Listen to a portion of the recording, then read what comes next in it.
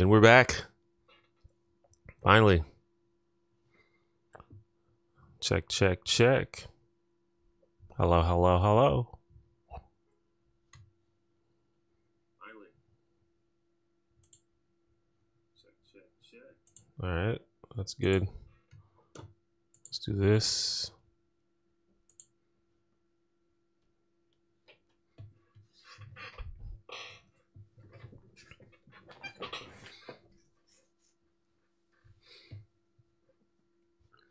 Send out the...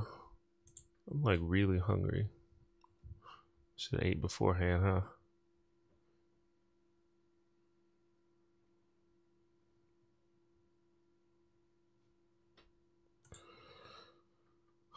All right.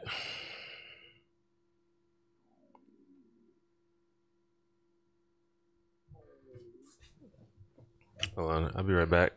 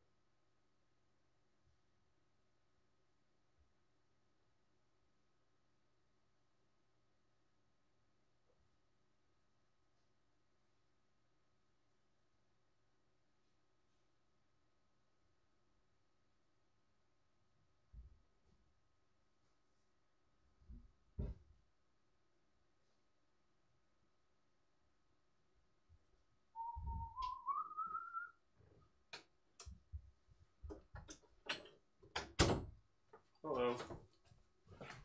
Sorry about that. I just got a cup of yogurt and I put some peanuts in it. Yo, that's a hack for all of you guys. Throw some honey roasted peanuts in your yogurt. It goes hard.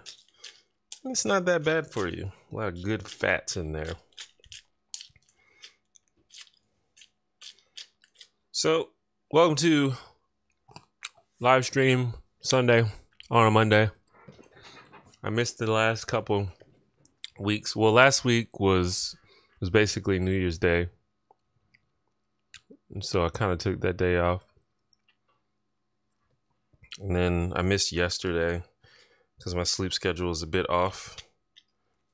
So I decided to stream today. So we'll see if anybody comes. I think it's a little bit more difficult to get people to come on a Monday because people are often busy on the weekdays, but that's fine. As long as we get a few people in here, that's good. What the fuck?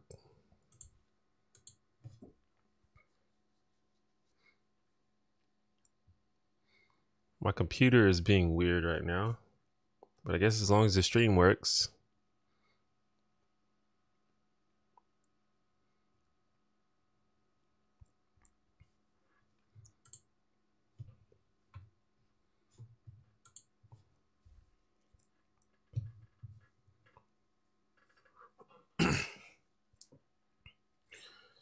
I guess that is true. A lot of people are on break. Sorry. Sometimes little peanut shavings get in the back of my throat.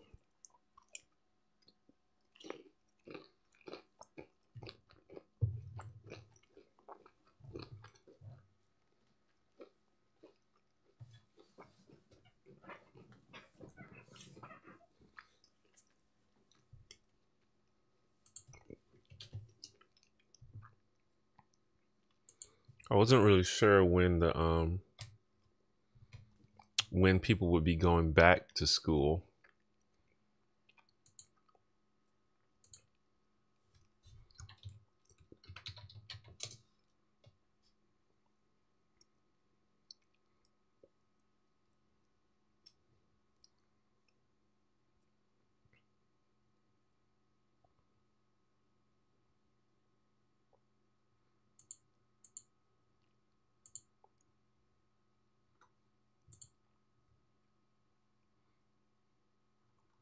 Hold on, my computer is just really not.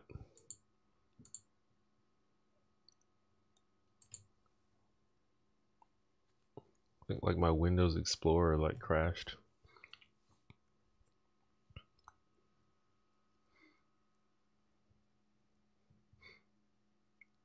Leon, I'm glad that you're happy with your decision.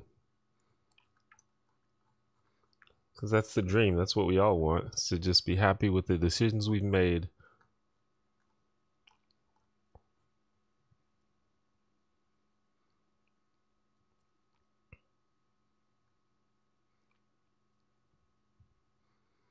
At the end of this month, it seems like it keeps getting pushed back.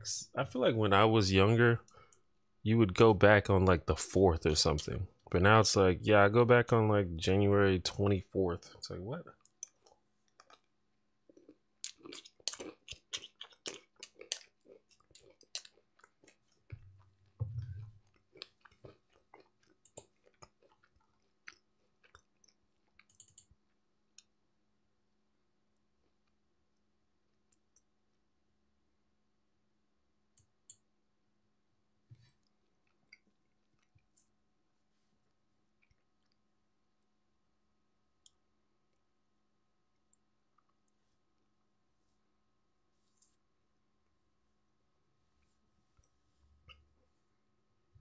It's yogurt with peanuts that I added to it.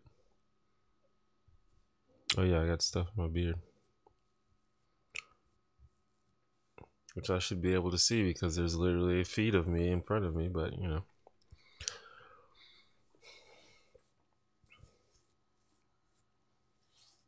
I'm trying to let my beard grow, but it's hard to make it look good just because of the way my beard grows.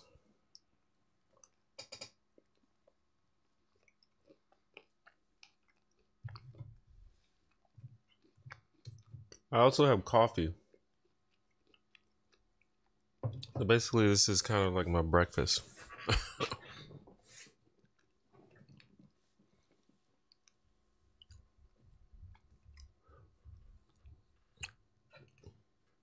Where are you guys from?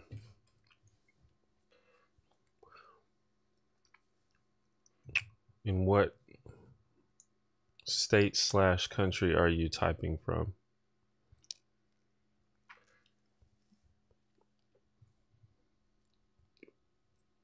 How do I take my coffee? I just take it black.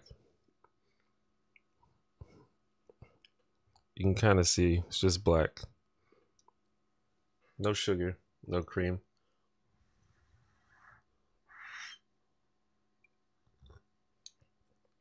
Oh, it's not that hot. Have I seen Dave Chappelle's specials on Netflix? I have seen them. I think they're fine. You can kind of tell that he's just an old man now that's sort of out of touch with I guess sort of out of touch with a lot of the way comedy, mainstream comedy is heading. But overall, I think that it's fine. Some of the jokes are pretty cringy, and I don't think it's anywhere near his best work, but I laughed at a good bit of it. And I think probably most of his audience are people like 30 and up now, and I think he plays to that audience. You know, his audience is not like 16-year-olds. So, you know, the jokes aren't made for 16-year-old sensibilities.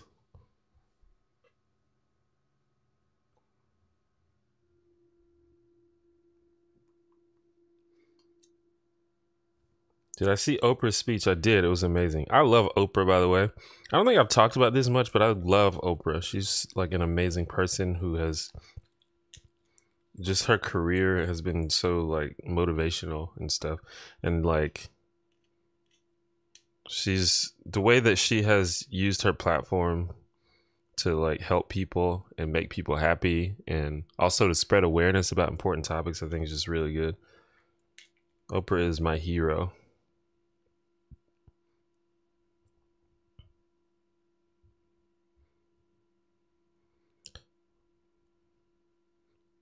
Like when he said Key and Peele copied the Chappelle Show. Yeah, I don't know. I mean, I think it's pretty clear that there would be no Key and Peele if there was no Chappelle Show. I don't know if they copied it though, but I think it's a fair criticism to say that they built on his format and probably didn't give him any credit for it.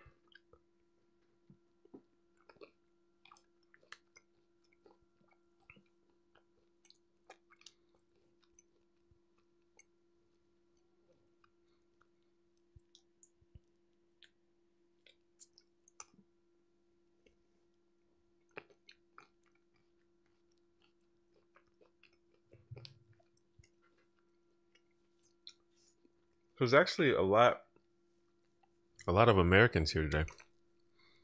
Usually it's like about half American and half non-American, but I think everybody that answered said that they were American though.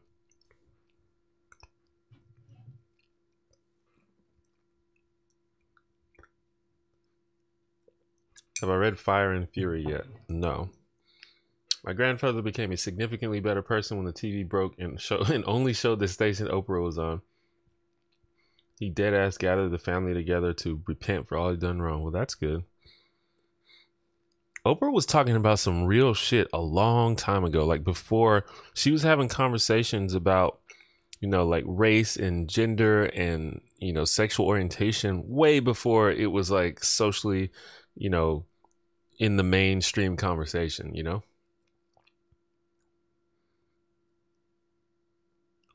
Do I typically watch award shows? No.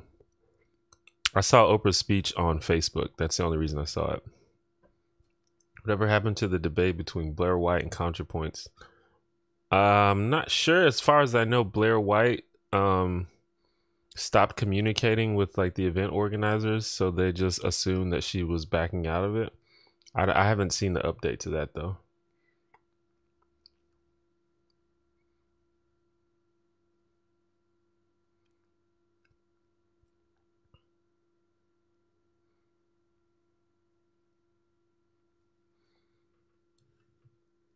So what do you do when your computer, like your desktop, has gone black? I tried going to Task Manager and rerunning Explorer, but that didn't work.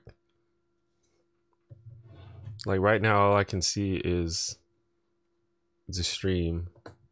Like I can't see like my desktop.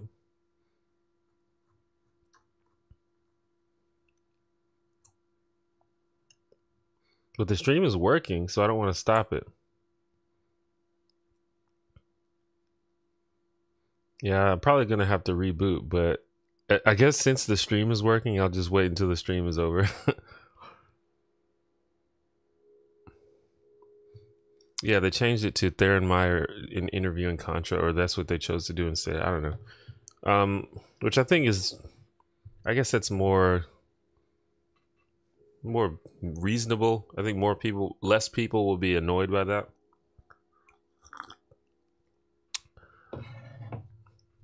Hold up, sorry about that. Electric Low Main, thank you for the $10 super chat. Happy New Year, my G. What is your favorite Gary V idea or thing you learned recently from him? My favorite, interesting.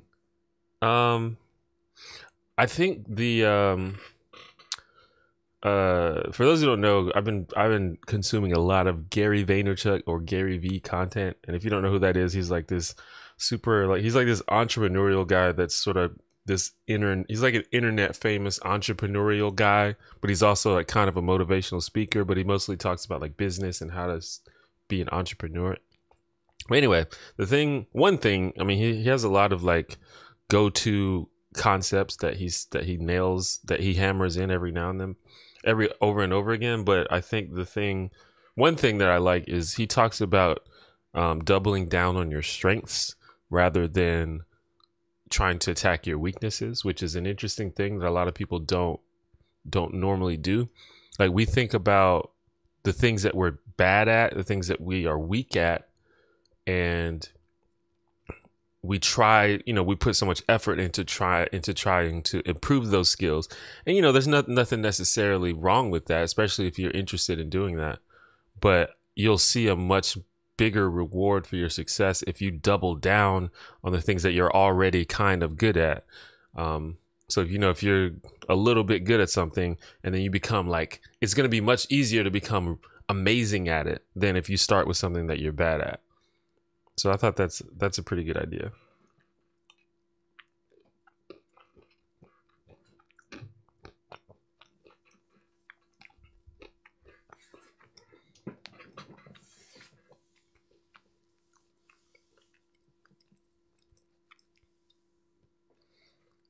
What do you think about Jordan Peterson?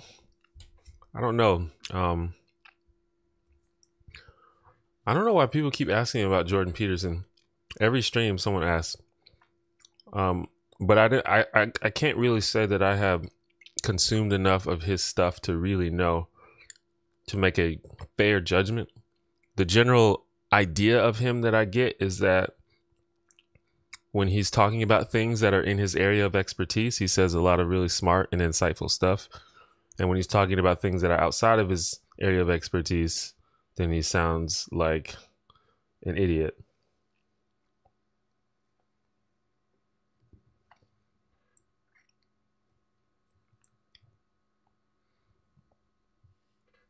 Thanks, Alfredo. That's kind of the idea. I just want the stream to look more legit. Soon I want to get a better camera.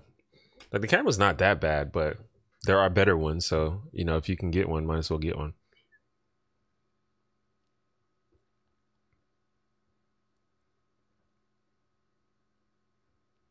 What is your favorite movie of 2017? I'm not even sure that I watched any movies in 2017. That's probably not true, but I didn't watch very many movies at all this year. This is a thing that I have to sort of give the disclaimer about myself, is I'm like really bad at keeping up with media and pop culture. Like, I don't watch that many movies. I don't watch that many shows. I don't listen to that much music. What movie did I even see in 2017?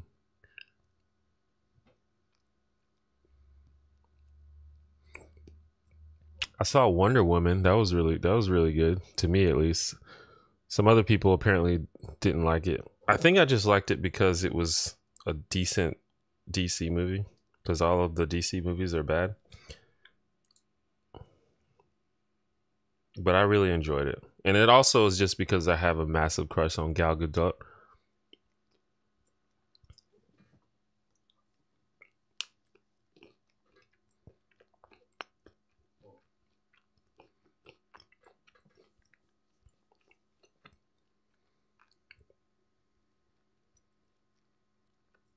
I also saw Spider-Man Homecoming, which was fine. I liked Wonder Woman more, though.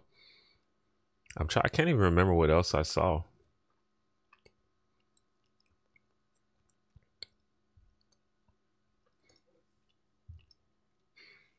I want to watch more movies, though. Mainly just because I want to know what people are talking about. See, I didn't even see Logan. I wanted to see it, but I haven't watched it yet.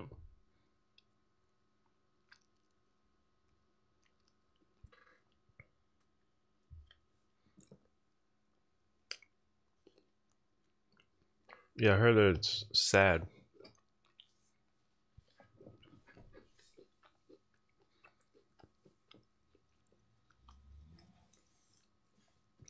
Basically, what I watch is YouTube. That's the media I consume, is YouTube.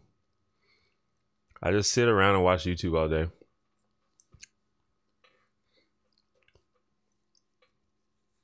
And there's so much YouTube that you can't, even the fact that I watch a lot of YouTube, there's like certain aspects of YouTube that I just know nothing about. But then there's some that I know a lot about.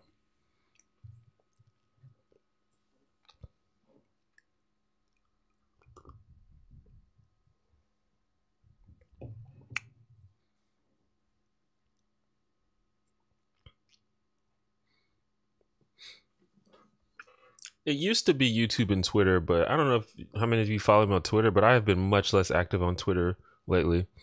Twitter is like, it's kind of crazy because I used to love Twitter. I used to be like, man, Twitter is where it's at, man.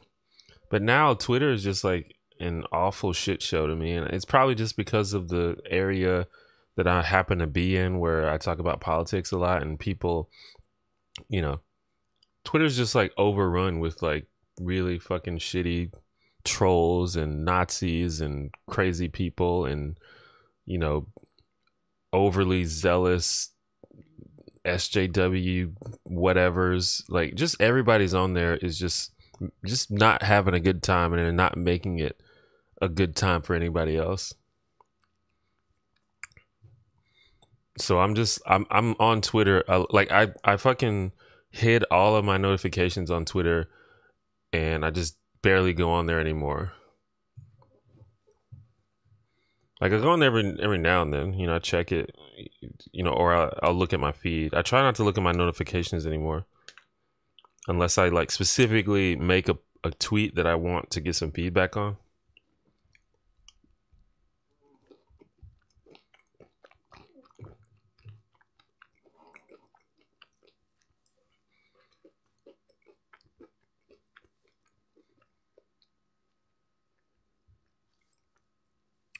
And it's specifically Twitter. It's not the internet as a whole. It's Twitter.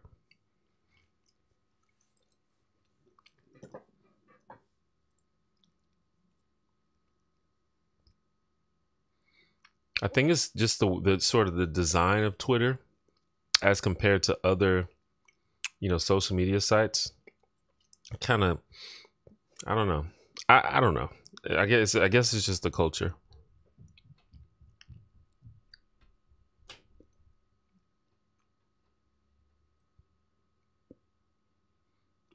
I don't think Facebook is anywhere near as bad as Twitter, but I guess that's just my experience. I don't think it's even close.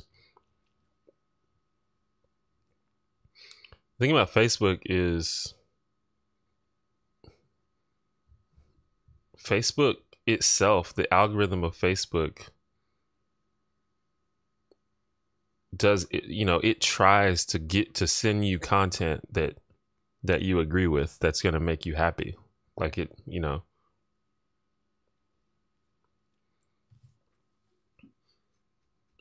and unless you have a lot of like, and Facebook also is usually, you have a less amount of strangers commenting on your stuff, so it's often a lot of people that you know, unless you have a fan page, but the fan page is usually people that specifically like you. So I don't know, that's it. My Facebook experience is not even close.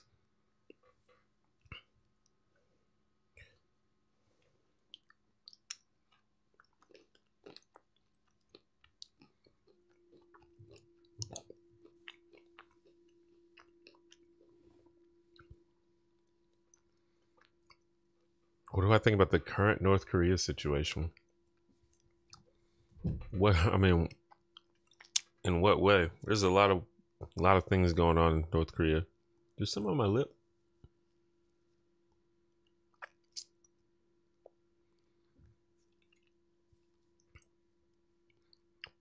North Korea is what they call a rogue nuclear state who is kind of unpredictable, and we don't know what they're going to do.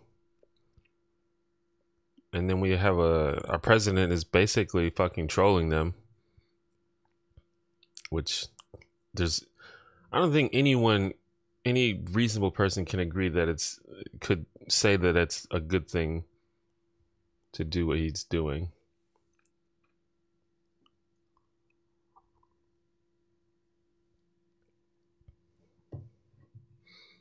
Like, it's not, you know, I could see if it was, you know, if he was trolling, you know, just some kid, you know, that would that would be terrible if the president was like bullying some kid.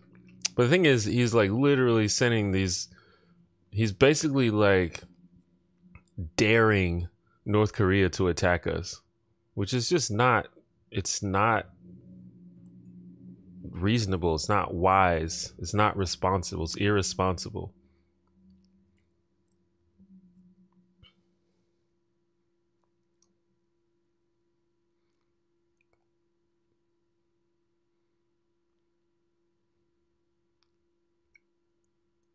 Am I going to rebrand? Probably. Well, I think so. I'm gonna do a video about it. So more on that.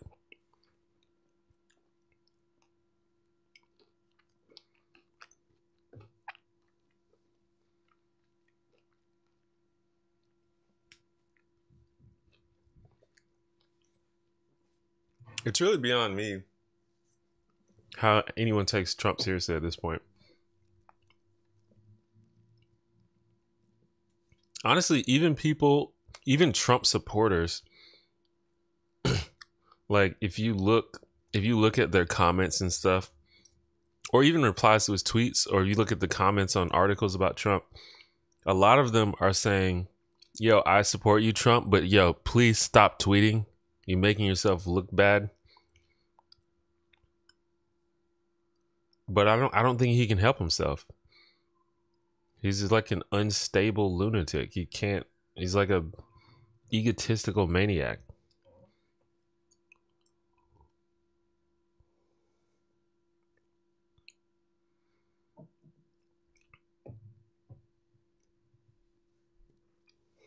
Oh, trust me, I've been to the Donald on Reddit, and it's not a fun place. You talk about Twitter is bad. I don't want to go there. I think he has a team, but the thing is, he's in charge. I mean, he's not. I don't think anyone can override him and tell him, "Hey, don't tweet that." I don't think anyone has that authority. And also, he tweets. You know, sometimes he'll tweet at like 2 a.m. So unless he has someone that's like watching him, you know, in bed while he's sleeping, which maybe the Secret Service does that. I'm not sure. But I don't know about a PR person like literally watching him in his bed while he's, you know, tweeting.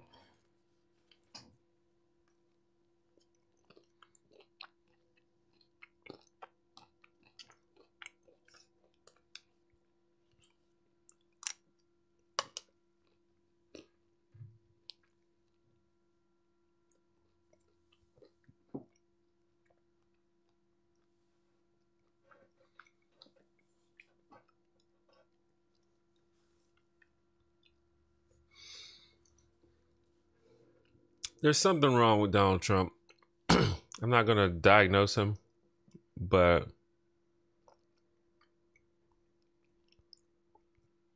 all I know is I've encountered a lot of people throughout my life. So many different people from different backgrounds, different age groups, different cultures. And normal people just don't act like that, you know?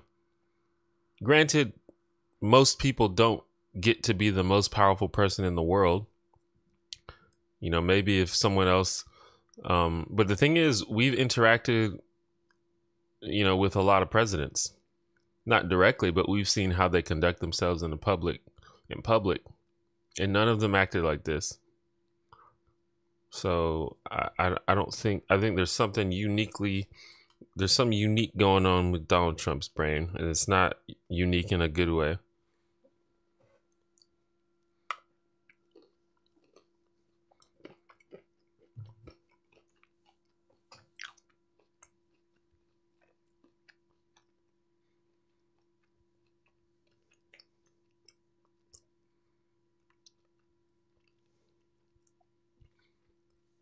You're right. Live stream Sunday on a Monday.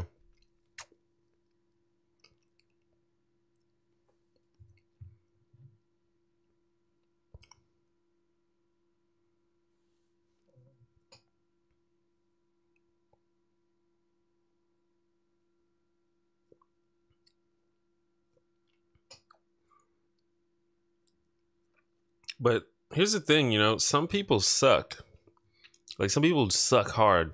That's just a thing. There's a lot of people in the world that suck. I think most people are trying to not suck. And I think most people, you know, you can get through the day without hating them. But some people suck. And I guess every once in a while, or maybe a lot of the while, someone who just straight up sucks gets to be the president.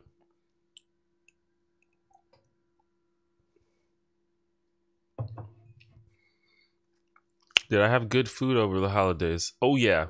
I've talked about this before, but I have like the ultimate combination of family heritage in terms of food.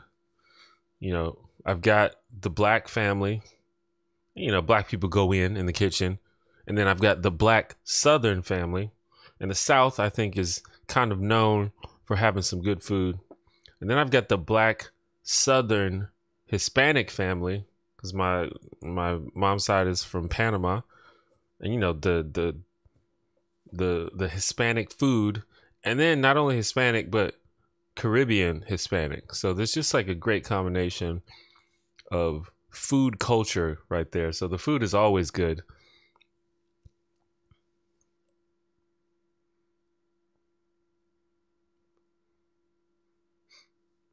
Do you think he's the worst president ever? It's hard to say because I didn't experience all the presidents firsthand. You know, there was some pretty bad presidents. I think a common comparison is Andrew Jackson, who's pretty bad president. You know, the whole Trail of Tears, that was pretty bad. But you know, Donald Trump is trying to be that bad, I think. For example, if Donald Trump, you know, literally, you know, trolls North Korea into starting a nuclear war, that's pretty bad. You know, that's on Trail of Tears level. From the ones I've experienced, definitely the worst. I mean, George W. Bush is pretty close.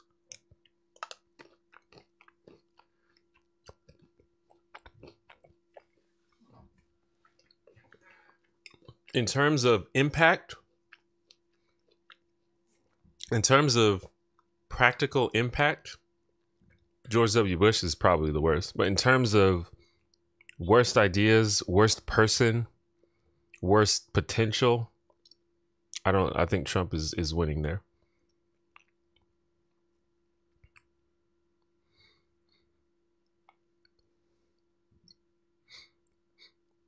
But, you know, if we can make it through this presidency with no, you know, not thousands of people dead because of decisions he made, you know, I think he'll have beaten Bush at least on that.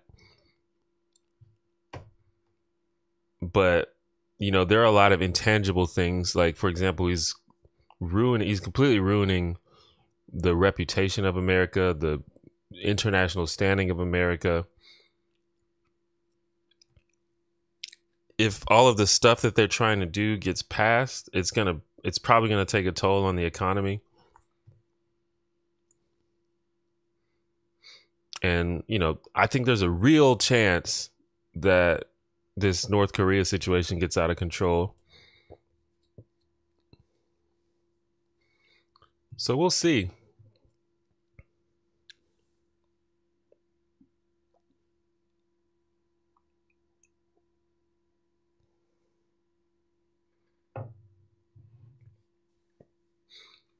Well, Alfredo, it's because our politics is so divisive, and you know, I think it's that way by design. Like, we're always, our politics is so reactive. Like, we're like Americans are like unwilling to meet people in the middle. So if their candidate doesn't win, okay, then, you know, from that point on, that candidate is their enemy. And a lot of that is because of the way that candidates have to campaign. Like, you can't campaign as a moderate. You just can't do it. Sorry if I'm talking too loud. Anyway,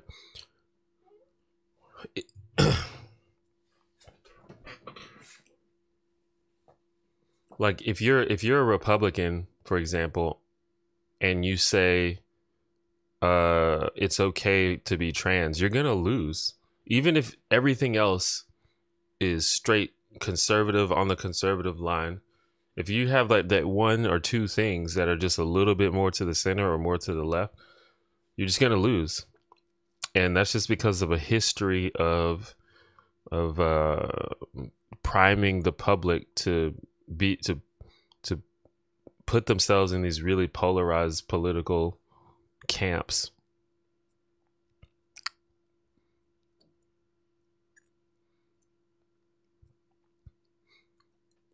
If Trump does get arrested, do you think he'll stay in federal prison forever? Well, I don't think he's going to get arrested. And if he does, especially as president, I don't think so. And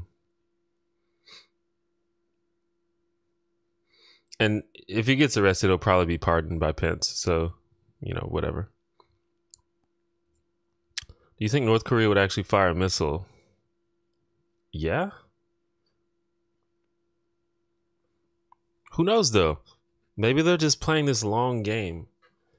The thing about North Korea is they have this perception of just being this foolish joke of a state that just happens to be building, missiles and nuclear weapons. But maybe they're smarter than they let off. Maybe they're playing three-dimensional chess with us. Yeah, I don't think presidents can be arrested either.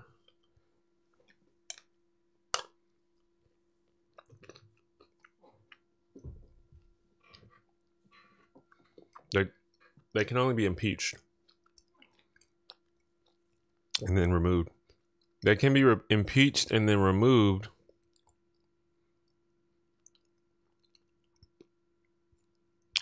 and then maybe arrested. But I don't think a sitting president can be arrested. But again, I'm almost certain that if Trump were accused of a crime, that Pence would pardon him.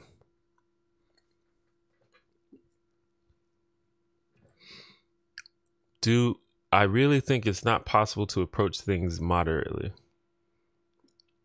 Did I say that in the stream with ContraPoints?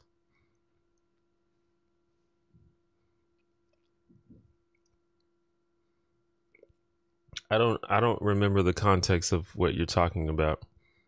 That seems like probably a summary of something I said that's out of context.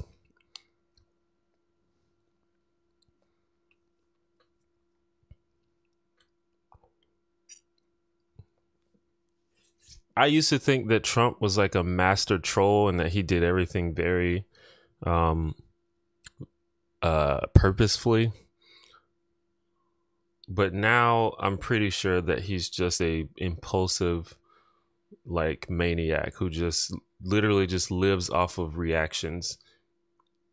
And there's really no rhyme or reason or strategy to what he's doing. He just literally just has an impulsive reaction to everything, and that's how he operates.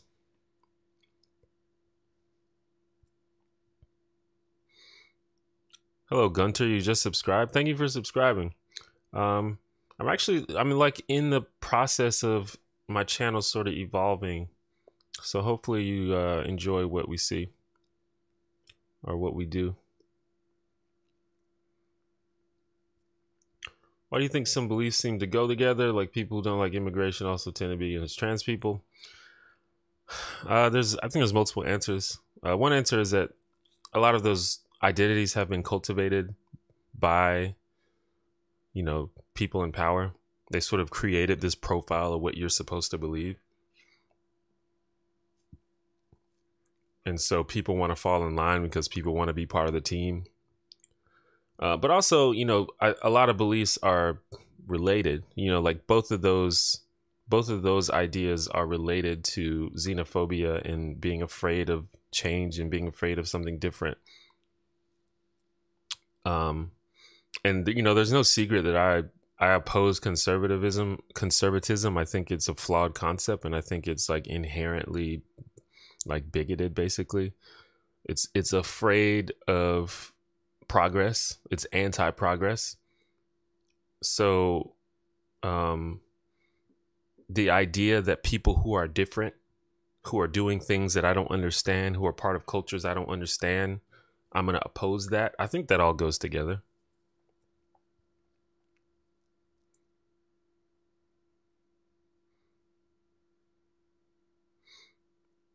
All right, Gunter, thanks for checking out the stream. I usually stream on Sunday, but I missed yesterday, so I'm doing it today.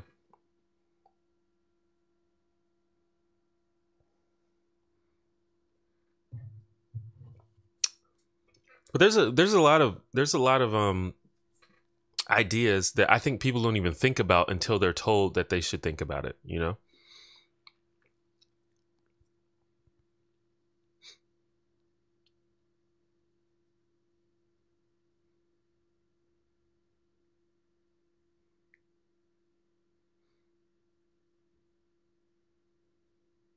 Are leftist ideas more diverse than right ones? I don't know. The thing is, if you're talking about mainstream rightist ideas versus mainstream leftist ideas, maybe.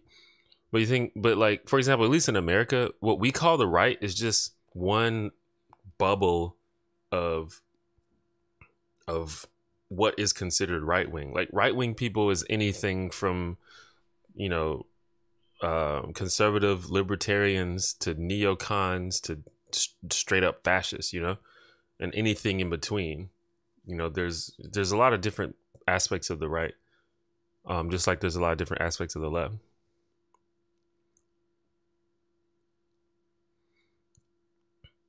How often do you feel held back by your race? Uh, I don't know. I don't try to internalize that. I don't try to think about that. Um, I think it's something that I acknowledge just as in a general sense, but my personal strategy in life is to try to make my own way and go.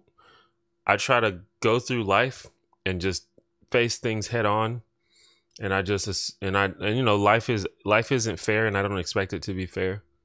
But my goal, what I think is going to work for me and my personal success is not to make excuses for my failures. So I don't really think about it.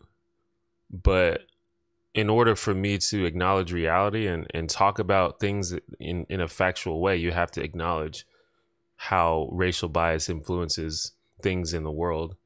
Um, but I don't think about it in terms of myself because I don't think that's going to be conducive to my success.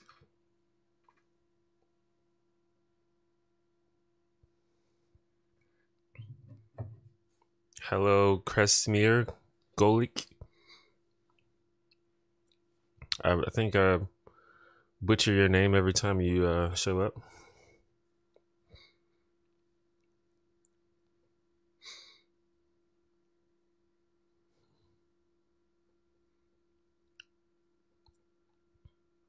I mean, there are like 1,000 different types of anarchists and socialists. Yeah.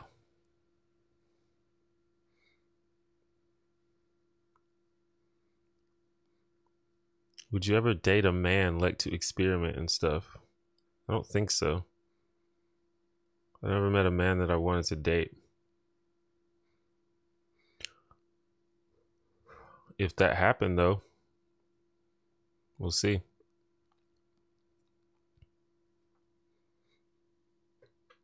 This is how I know that sexual orientation is not like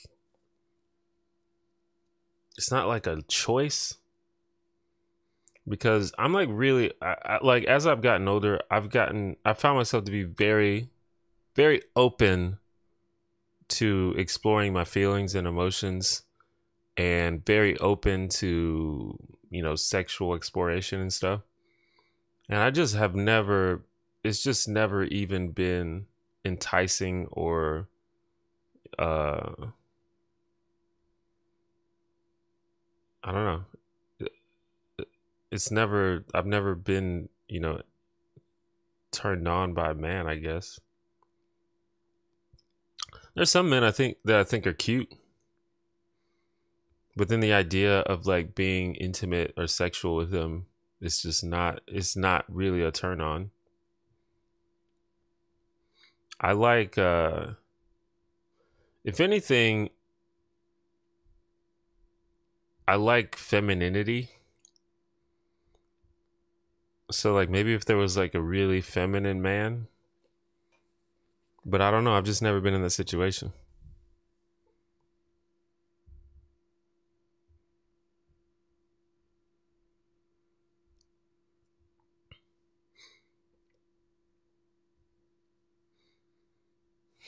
You've spoken of not wanting to be useful to bigots in ContraPoint stream, and I guess my question is, do you think it's possible to be moderate and not useful to bigots?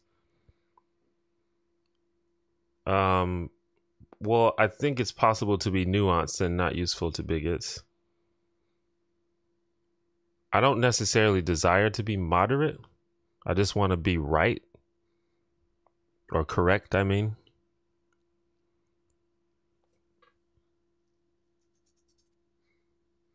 But a lot of that is in the way that you talk about stuff, the way you phrase things, the things that you choose to talk about. But sometimes, you just have to make a choice. Am I going to risk being useful to bigots, or am I going to talk about this thing? And that's just how it goes. That's how it goes sometimes. But you have to take it case by case. I don't like the concept of traps. I feel like it's kind of disrespectful.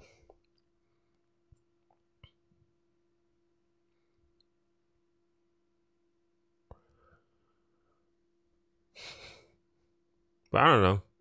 Like, for example, I've been to like drag shows and stuff with friends, and a lot of those people I find them attractive. But I don't know if it came down to it, would I actually be turned on? I've never been in that situation.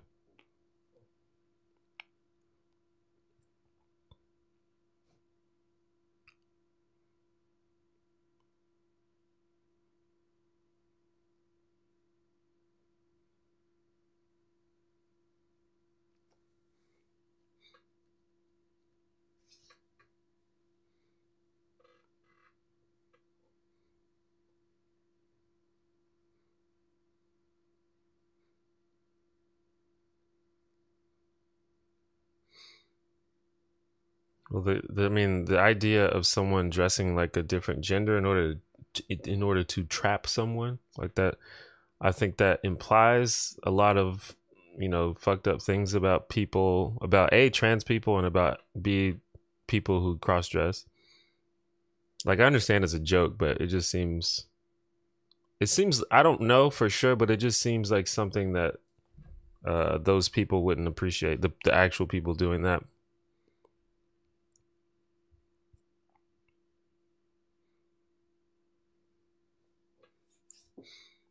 Would you date a non-binary person? Have to be in the situation. I feel like whether or not they, like, essentially the gender of someone doesn't matter. It's like whether or not I like them and whether or not I'm sexually attracted to them. And in my experience, that has been basically 100% women. But who knows what'll happen in the future?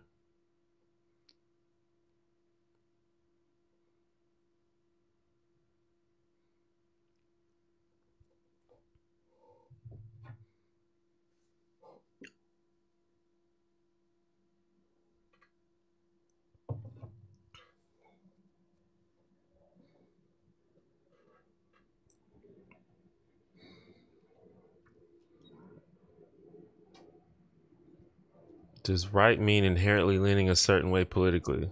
No. But I do think that the left is correct more often than the right is. But I don't think that they're correct 100% of the time.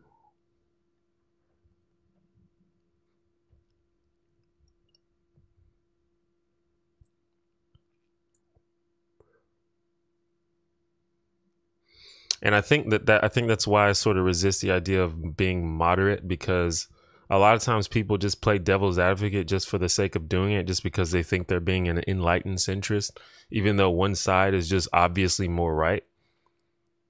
So like I think in most situations one side is usually more right than the other. It's unlikely that one side is going to be 100% correct and the other side 100% wrong. There's probably some degree of nuance, but I think one side is usually more right, more correct than the other side. And I want to be on that side, whichever it may be.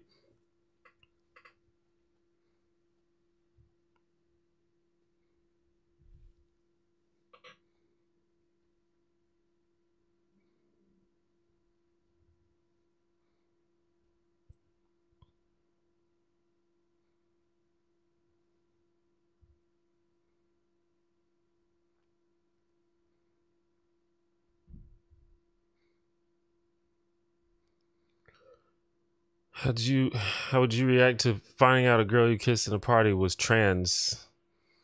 Would it matter? No. If I liked them and was attracted to them, it wouldn't matter. There are people that I know are trans that I think are hot.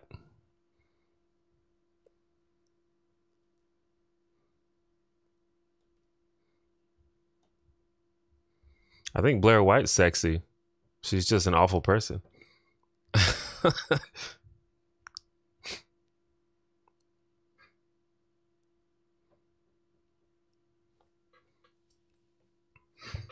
Or a better example is I think Laverne Cox is super fine.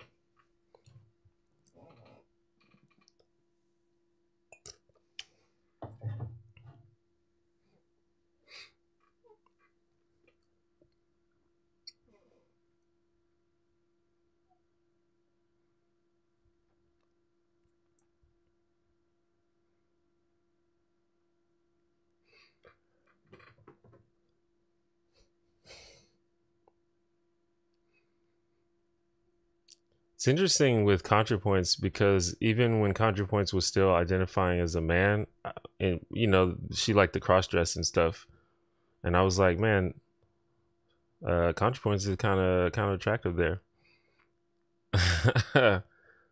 because I just like femininity. I don't know that I would like have sex with ContraPoints, but I just like femininity, I guess.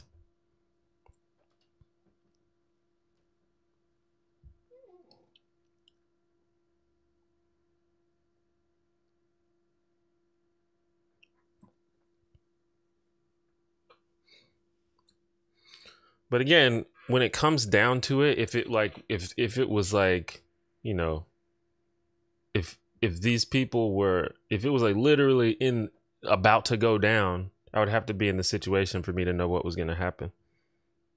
But I mean, I know I wouldn't oppose to dating a trans person just because they were trans. I think that's a silly reason to not date someone.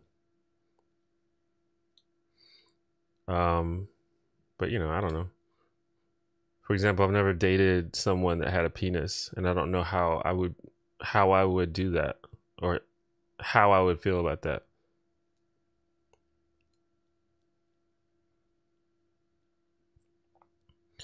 She also identified as genderqueer. Yeah, I think. Whoa. What the hell?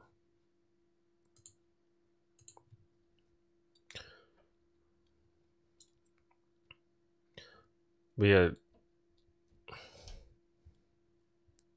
Anyway, like I said, the older I get, the more open I am to just thinking about sexuality and exploring different things. And you know, growing up, especially as a black dude in the South, it's like really there's a lot of social pressure to like not be perceived as gay. So it's something that you sort of repress for a lot of your life. And I think just me actually being a part of sort of the online progressive community has contributed to it.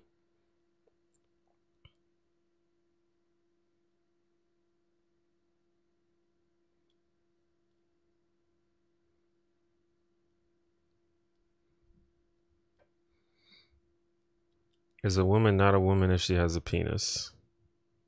No, she's still a woman.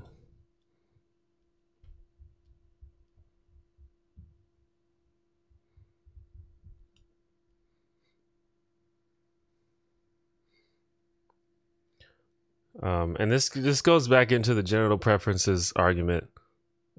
Genital preferences are not necessarily transphobic, but they might be a result of conditioning from a transphobic society.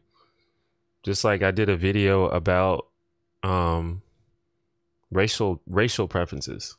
You know, everyone says they have it's just my preference, but when you look at the data, it's just overwhelmingly trend. It's a trend that's overwhelming. It can't be a coincidence, you know? It can't be a coincidence that white people are overwhelmingly considered more attractive than black people, for example. So, you know, to me, that indicates that it's probably a result of some cultural conditioning. And it's probably the same thing with genital preferences. but that doesn't take the preferences away.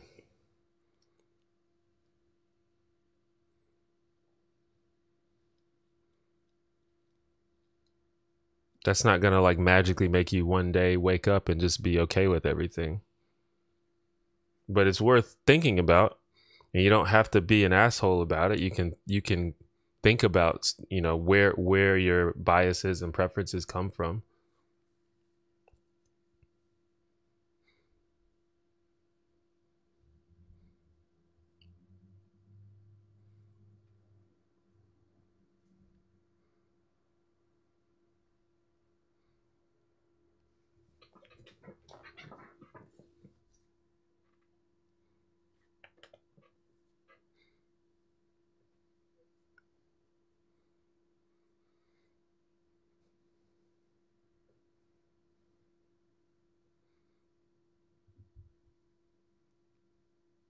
And this is actually, you know, ties into the other question about not wanting to not wanting to be useful to bigots, because I don't think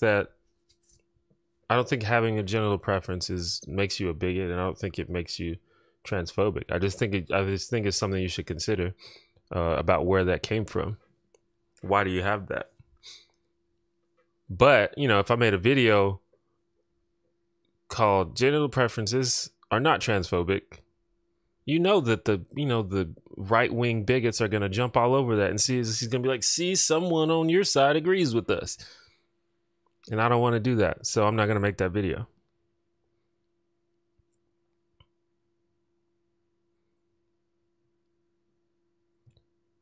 Do you think if we didn't have such a history with racism, skin color preferences would be much more like, say, eye color preferences?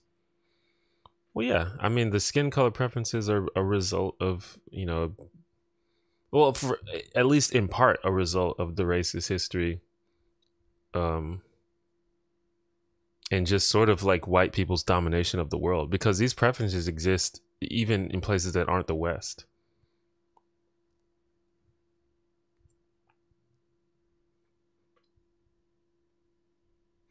But then there's other things. For example, Asian women are considered one of the most attractive demographics, and a lot of that is, you know, I think that still goes back to like racism, but that's more about like fetishization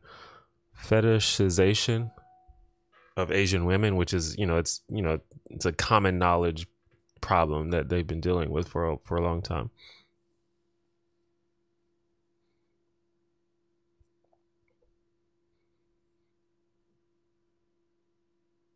Would you be prepared to say that genital preferences are transphobic tendencies without making people who have them transphobic bigots? No, I don't think that genital preferences are inherently transphobic. I don't think they're necessarily transphobic.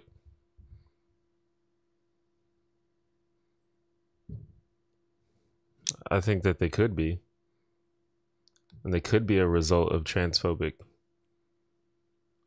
conditioning, but I don't think they are necessarily.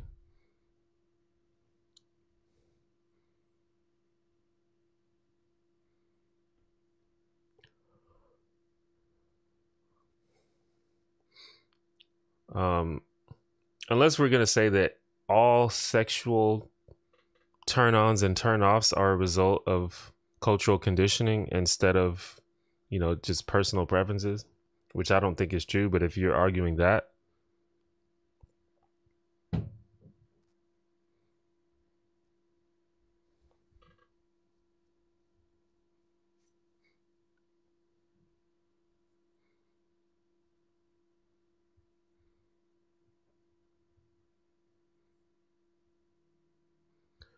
familiarity plays a role in attraction. However, across all races, except black women, I think is the only one.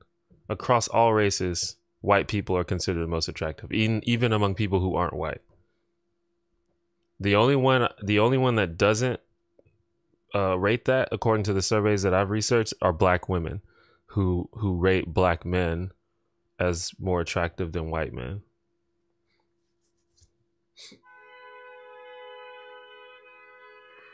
What the fuck?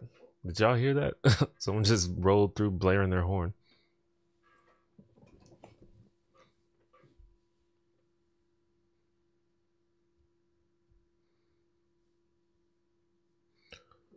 Well, I mean, that's, I think that's an assertion that you can make, and we can have a long conversation about where personal preferences come from. Like, my favorite color is orange. I don't, we could do a deep psychoanalysis of why that is, why my favorite color happened to be orange as opposed to other people's favorite colors being different. And orange is actually one of the least common favorite colors among people. Why is that? Is it because of my upbringing? Is it because, what is it? We have a long conversation about where preferences come from. I don't think you can just outright make the assertion that you know where they come from.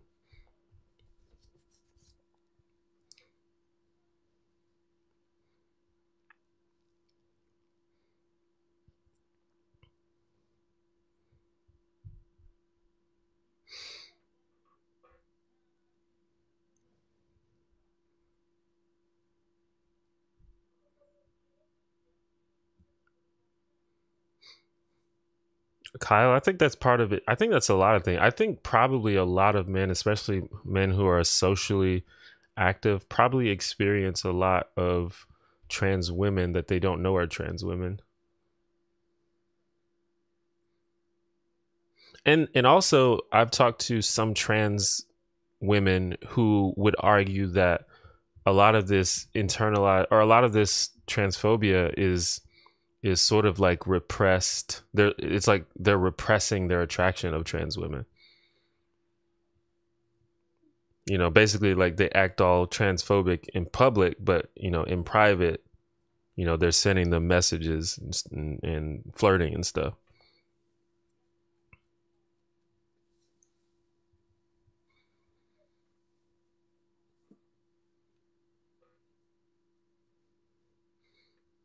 See, I don't. I can you make an argument for why orange is the best color? I don't know. I feel like it's clearly the most unique of the major primary, secondary colors, and maybe it's associated with something. I mean, like, I like sorry, I like the fall. I like autumn, and there's a lot of orange in the fall, and actually a lot of my favorite colors are associated with autumn. So maybe, like, growing up, I had some good experience with autumn. Or maybe it's just because I like the weather the best. Who knows?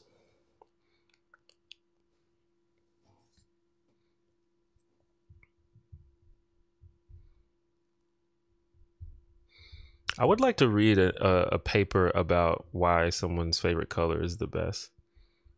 Maybe there's something you can do about, like, certain wavelengths of light affecting the brain or something like that. Like, there's probably some science behind it.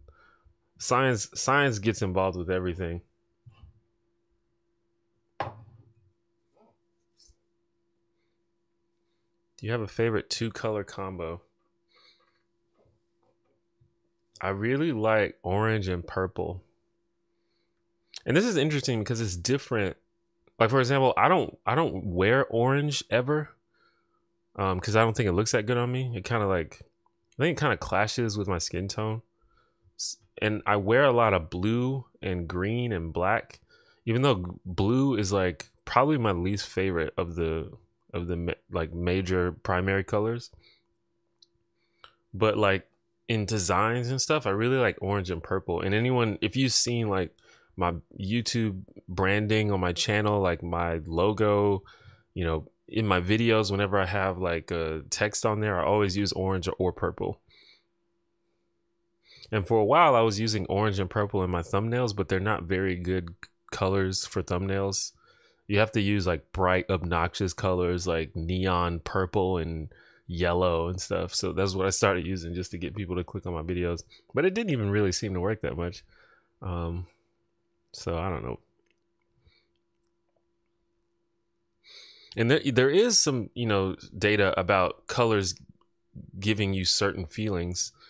That's why fast food restaurants all use red and yellow. I don't remember the exact thing, but something about yellow making you hungry or something. I don't know. Or, like, makes you antsy or something, and so it makes you, like, want to do something, so it makes you want to eat.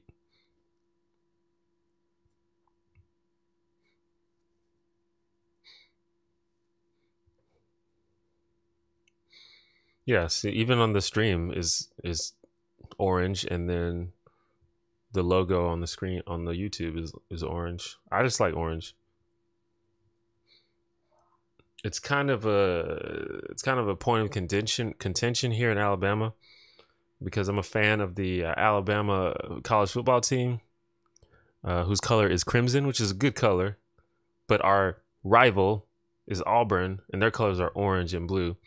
So some people get a little mad if they see you rocking the orange.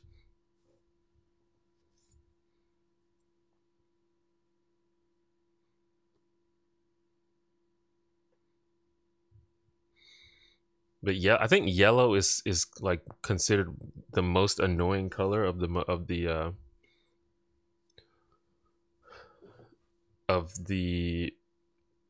primary colors. But people use it a lot because it really catches your eye like instantly. Like if you see something that's bright yellow, you're gonna notice it.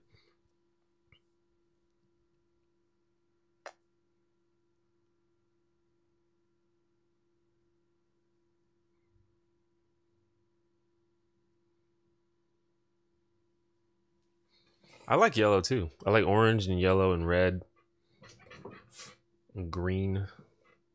The colors I don't like are like blue and purple. I mean, I like purple. It has to be the right shade though. I don't like fuchsia. I don't like pink.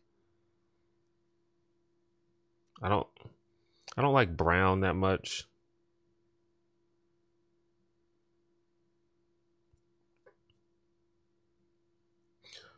What's your favorite type of music? I guess my favorite type of music is hip hop. But I'll listen to anything. I appreciate any good music of any genre.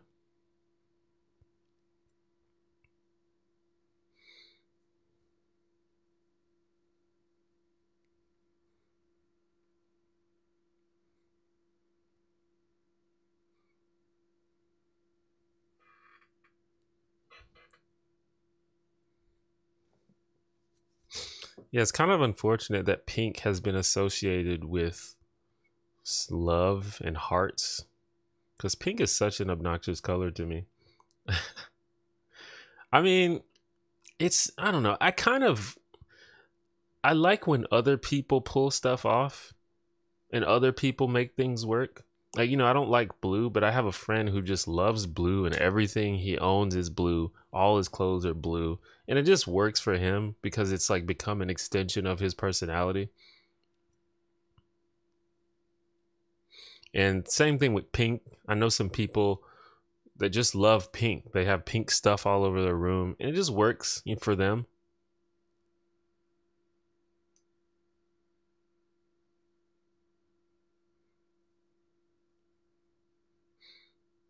And I wanted to do that with orange, but it's just, as much as I like orange, it's best used in moderation. It's also kind of an obnoxious color.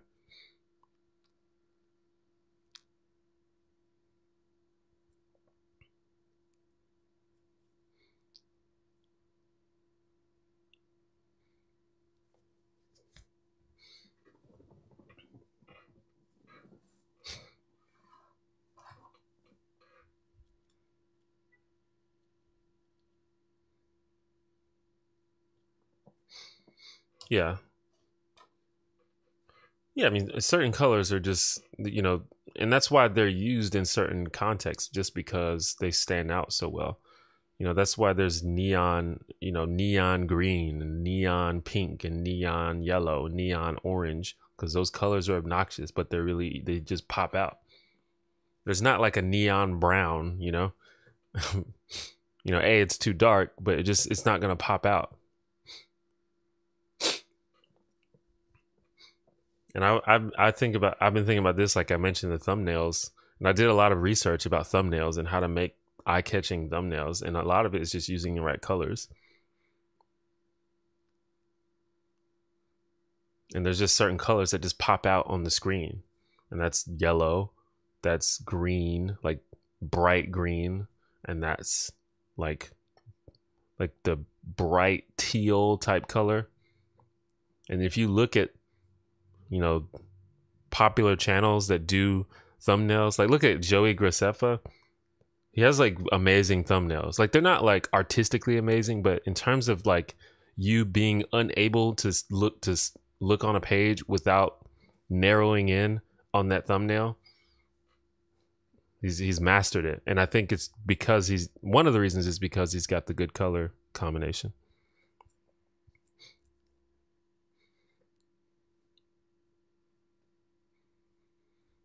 Is brown just dark red? Kind of, not really. It's like a mixture of red and like a dark green kind of. So I think something like that.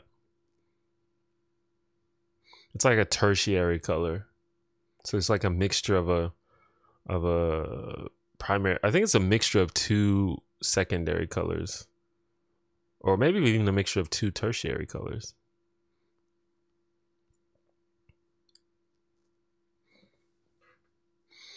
Yeah, basically the psychedelic colors, those are the colors that stand out.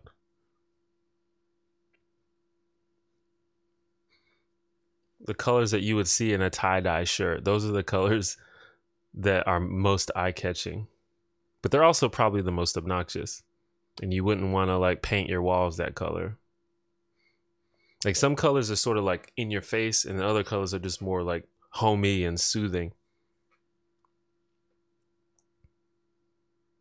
So like while I said that fast food restaurants are, you know, they have yellow and red, which are kind of like obnoxious and in your face.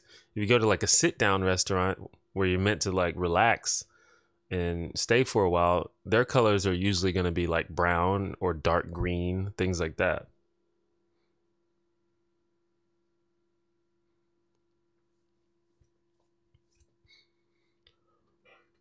Do you have any opinions on legalization of cannabis?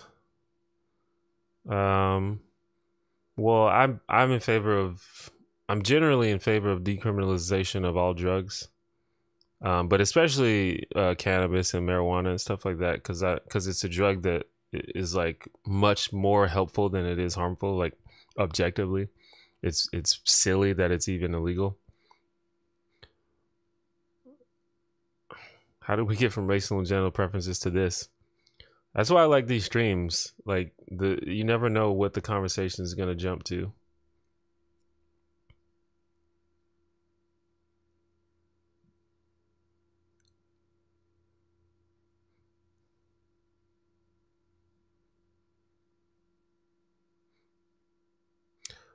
My brother is colorblind and thought we painted living room walls brown, but it was green. Interesting. Yeah, if you want to watch if you want to like tear up, a good thing to do is watch colorblind people putting on the glasses that let them see color for the first time. That'll tug on your heartstrings.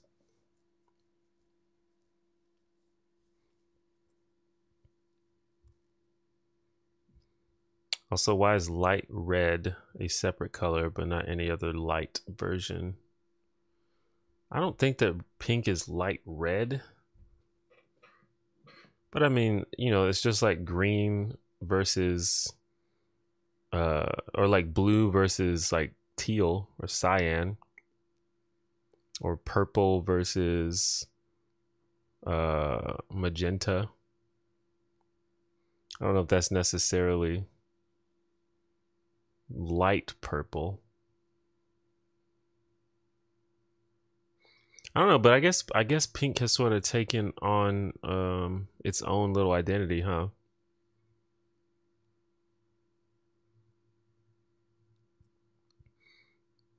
It's weak. I wore pink headphones for about a year because I thought they were silver.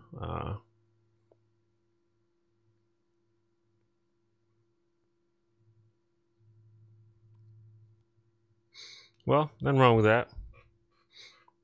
I went to the dollar store because I was trying to find some containers, some like containers to drink water out of. and all they had were these things that are like, they're not exactly pink, but it's like magenta, purple, fuchsia-ish. And it's like I don't like this color really. It's just like it's almost purple, and if it was just straight purple, I'd be into it. But that's all they had, so I got it. And it was $1, so I was like, okay, whatever. It's not like anyone's gonna be here to judge me on it. Speaking of, let's get some water.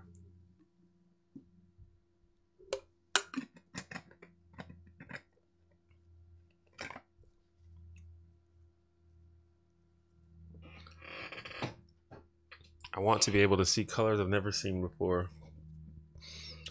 I wouldn't be surprised if that's something technology developed, because you know, human vision is limited. We don't see the full color spectrum. So it's not inconceivable that we create something that allows us to see more of the color spectrum. And that, you know, that's kind of hard to even imagine, but I think it's conceivable.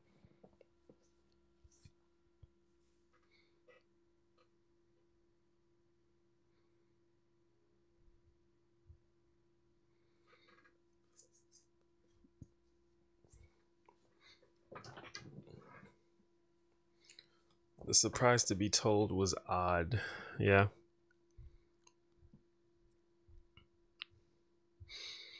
Yeah, I can imagine not being able to see the full color spectrum and then putting on some glasses and just seeing all these colors. Like that would, I could see how that would be overwhelming. Because you just sort of get used to it, you know. I can imagine you probably just forget that you're even colorblind because you just get used to the world as you see it.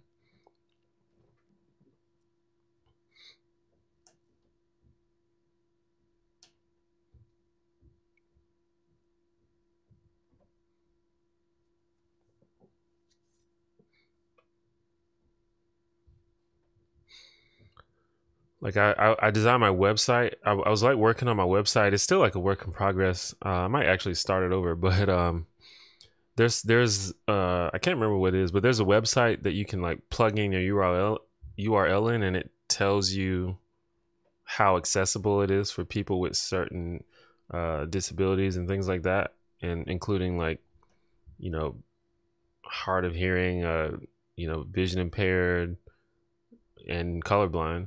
And you know, if you're not careful, you can just make your site like really hard to read for people who are colorblind. If your colors aren't, if you're not thoughtful with what colors you're using.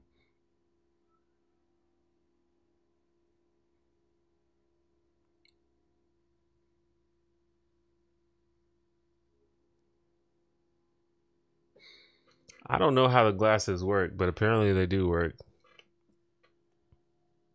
I think they just I think you have to get, first of all, you have to get the right ones for your particular version of color blindness. And in fact, I've seen videos of people trying the glasses and it not working for them. And also I've seen videos which I think are like kind of fake, where the people like are acting like they see something amazing, but they're not. But I think a lot of them are real. And I guess it just, you know, it's just kind of like a filter that corrects for certain colors. Like, I don't think it's subtracting or adding any light. It's just sort of like a filter.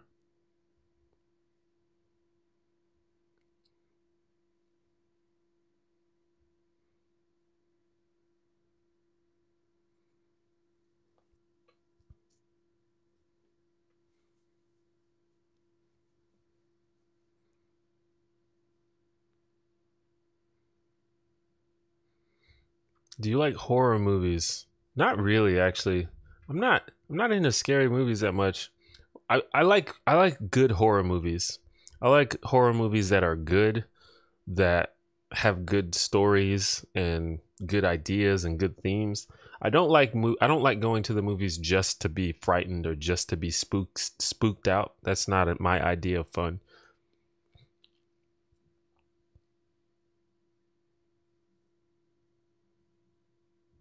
Is the sound unsynced?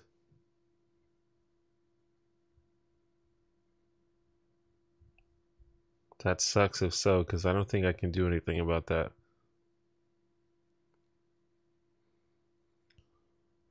I didn't see Get Out, although I wanted to. Like I was saying earlier, I don't watch that many movies.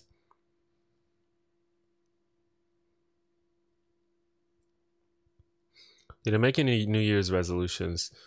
Um, I didn't make any specific New Year's resolutions, but I have been on this sort of process of self improvement over the past year or so, and I'm extending this into 2018, and I'm just continuing what I've been doing. I'm trying to live healthier, trying to eat better, trying to exercise, trying to be more positive, trying to avoid um, situations and environments that don't uplift me and don't make me happy, which is why I haven't been on Twitter as much. Yeah, It Follows is an example of a horror movie with a cool idea and a cool theme. So I appreciate stuff like that. Like I appreciate any good art, but some art is just exploitation that's just meant to just give you a ride, and I'm just not into that really. At least not with horror. I don't think that being scared is pleasant. I can kind of understand why other people might think that thrill of being frightened, although while at the same time not being in danger, is kind of exciting, but it isn't for me. It just makes me anxious. But there's a couple of my favorite movies. At the same time, though,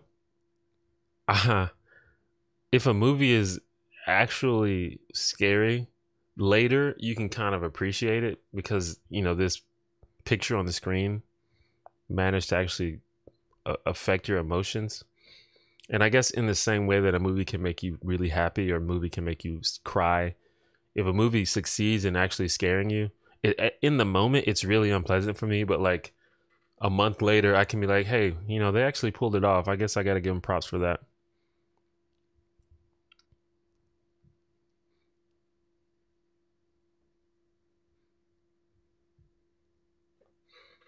What are your thoughts on veganism? It's fine. It's not my jam, but I think it's fine. But like how people go to like haunted houses and things like that, or they go through like the little attractions where people are just like jump scaring you every 5 seconds. Like that does not sound fun to me at all. I don't want to do that. I don't understand why anybody wants to do that.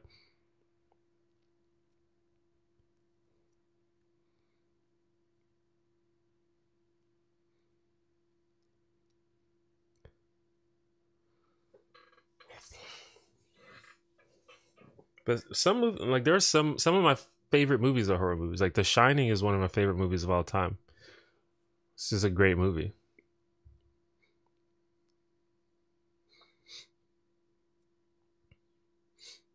And an example of a movie that scared the shit out of me is The Ring. And I don't want to watch that movie again, but I kind of appreciate the fact that it was able to scare me.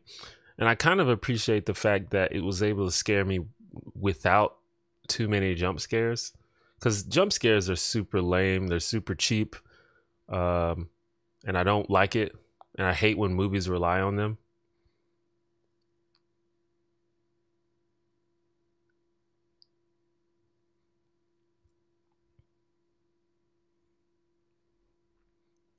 Um,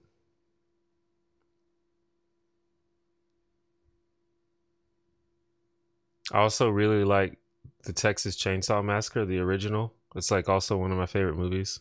It's just a good movie.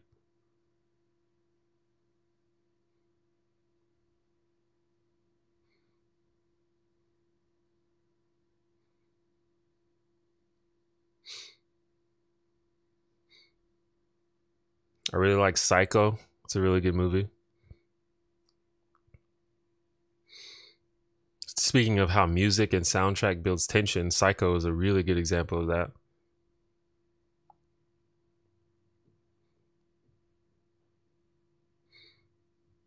Oh, the book is better. Of course, the book is better.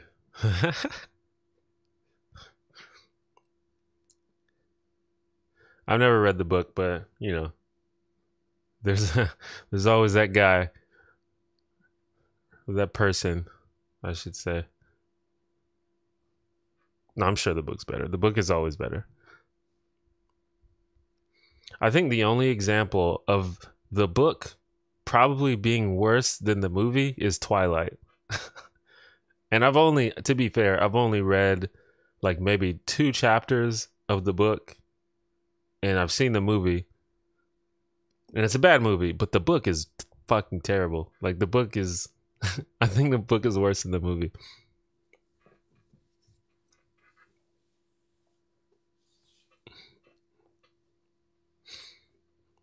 Oh yeah, when horror movies, yeah, have that problem with just really stupid characters or just making their situation worse. But you know, at this point, it's just a trope, and you kind of expect it.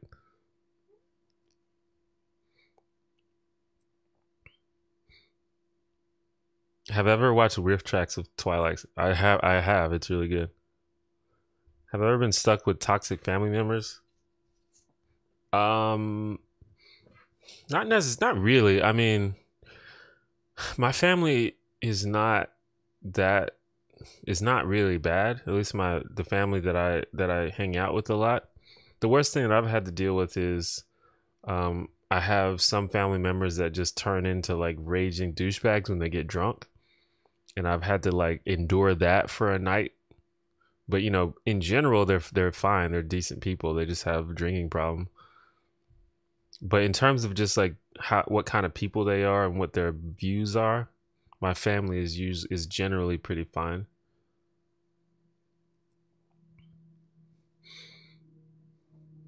That's interesting with The Shining too, because apparently Stanley Kubrick took some liberties. I've never read the book, but he took some liberties that Stephen King did not appreciate. So it's probably like Stephen King would probably be really mad to hear that people like the movie better than the book.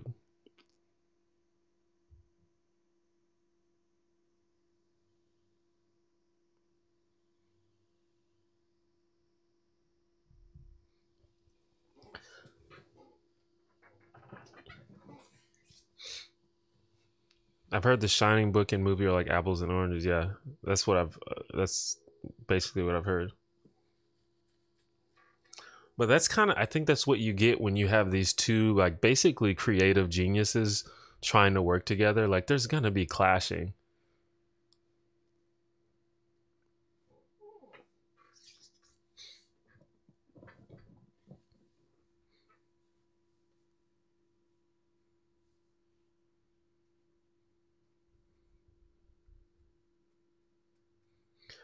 I see. That's why I kind of. I mean, I was just giving you a hard time about the book thing. Like, I didn't mean like any kind of offense, but this when I always try to separate a book from the movie or anything from its adaptation. It's just a different medium, and I think you have to take it at face value.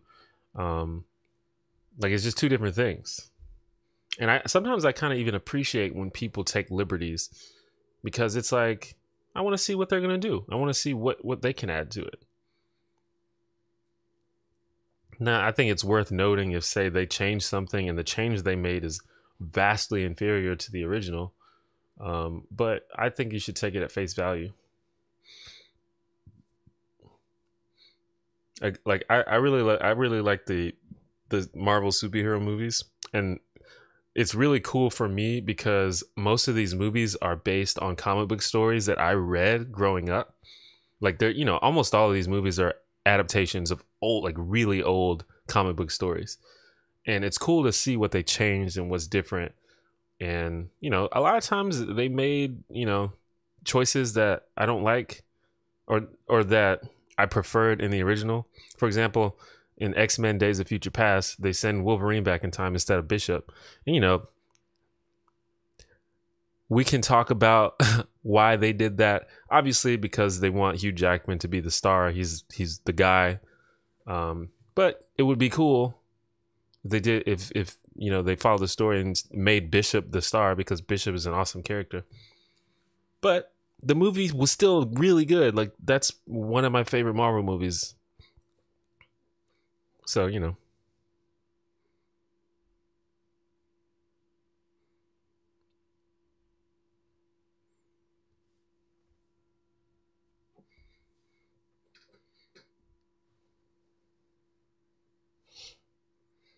Favorite amusement park. Does the Universal Studios count as an amusement park? I guess so. In the same way that I don't like horror movies because I don't think being frightened is pleasant. I don't like roller coasters for the same reason, because they're terrifying, and I don't find that to be a pleasant feeling.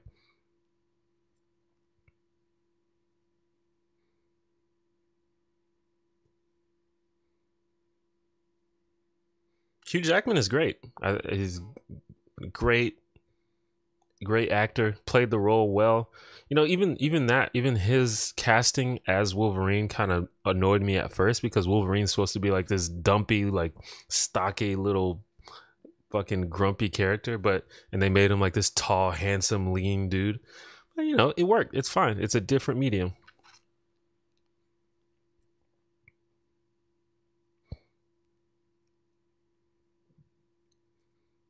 You think superhero stories would be better without all the hero comes back from the dead retcons? I don't know if they would be better or worse. What makes the stories better is if the story is good. And if the story is good and involves a hero being resurrected, then I'm fine with it. If the story is bad and involves a hero coming back from the dead, then, you know, I probably won't like it. It just depends on the writing. What do you think about people using woke as an adjective? It's fine. I mean, I think it's getting trite. It's becoming trite, but, you know, it's whatever.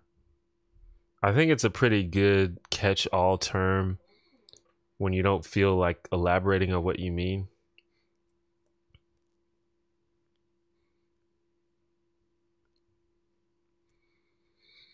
No, I don't do roller coasters. I can do like tame roller coasters, ones that don't do too many flips and all that junk. I can do those. But ones that are like, basically the whole purpose is to make you feel like you're about to die, like I'm not into that.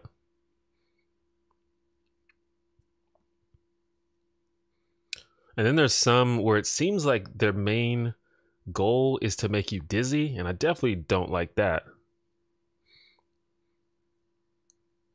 What is your goal? What is your opinion on Antifa? I don't know. I don't necessarily think, honestly, I probably don't have full context about Antifa and what they're doing. I don't necessarily think that preemptive violence is effective,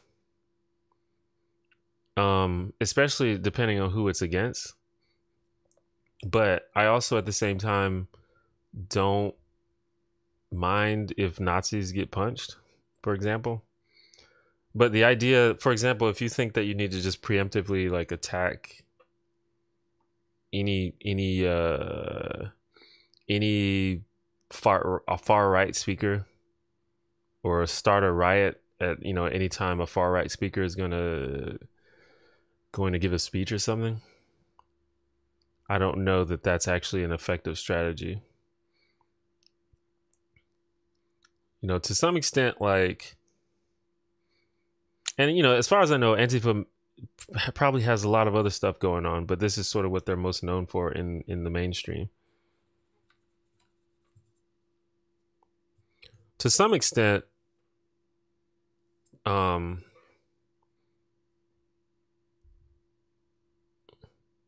know, like if there's someone who's like, I don't know, that's basically what I would say about that. I could probably do a zip line. I've never done that before, but I think I could do that.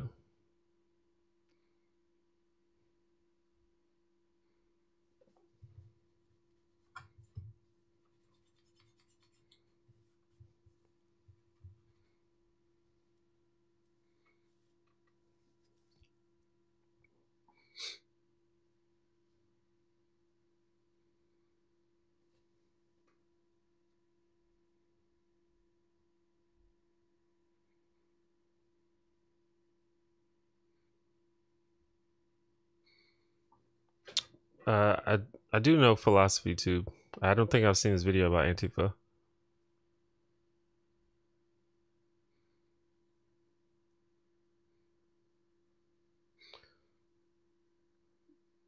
See, I don't think the problem is I don't think that anyone is saying it's okay to punch any bad ideology. I think people are saying it's okay to punch sufficiently bad, like the worst of the worst, not just any. And this is a problem when we have this discussion because a lot of people try to sort of straw man you into. They basically say, "Oh, you just think you can punch anybody that you disagree with, or you can punch anybody that you think is bad." And I don't think that's the argument anyone is making.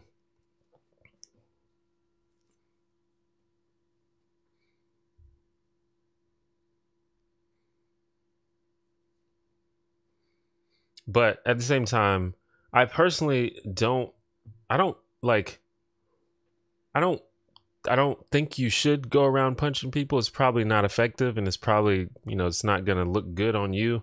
And, that's also assault, which is illegal. But also, I don't really mind when shitty people get punched. Like sufficiently shitty people. Like if there's a guy, next door to me that, abuses his wife every day and his children every day, and then, someone else gets mad and punches him, I'm not going to be mad about it,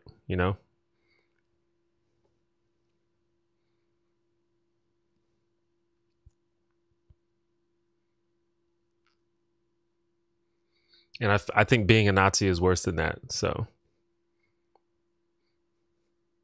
like I said, I'm not going to tell anybody to do that. And I think you probably should be arrested because you just assaulted someone. But I'm not mad at you.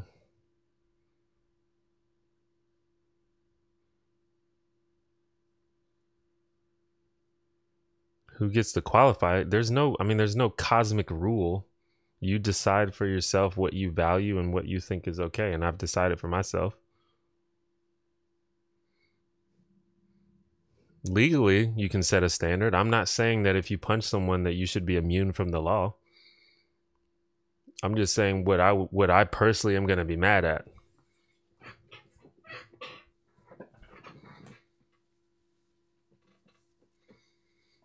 What do you think about people giving Richard Spencer a platform to engage bad ideas and they do a bad job of refuting it?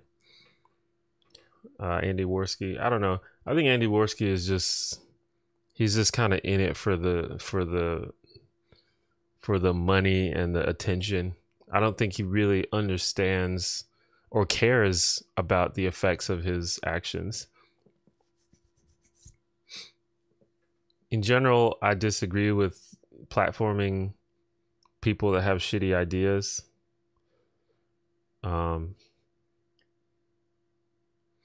But, if you personally believe that someone's ideas are worth hearing, then I guess it's your prerogative to platform them. But if you personally believe that someone's ideas are dangerous and then you still platform them, I feel like that's, I don't know what your deal is. You gotta think about what you're doing.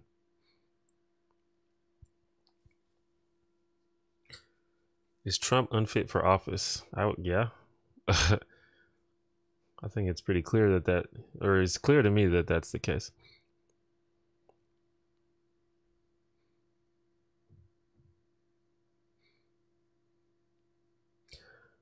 But honestly, like it's hard to talk about this stuff because it's not, people aren't being honest. The reason that people like Richard Spencer even have a platform is because people are bad.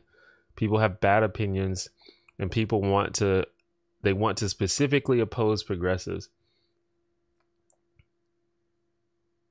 If you take someone like that guy I mentioned earlier, imagine if there was a guy who wanted to well,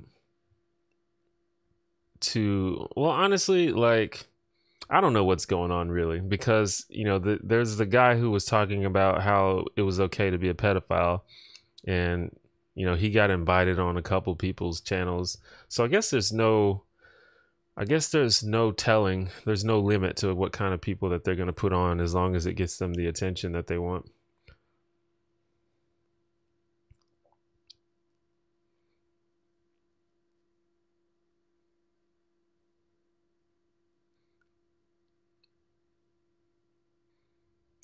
Why do you think people get so angry about the idea of no platforming? They don't. They only do it when it's no platforming someone that they agree with, or someone that opposes someone they disagree with. No one. I don't believe it. I don't believe them, basically. Because the people who complain about no platforming the most are conservatives and anti-progressives, but you never see them complain when a leftist gets no platform. It's straight crickets whenever that happens, or when someone who's espousing leftist or progressive ideas gets no platform, straight crickets from that side. So I don't believe them.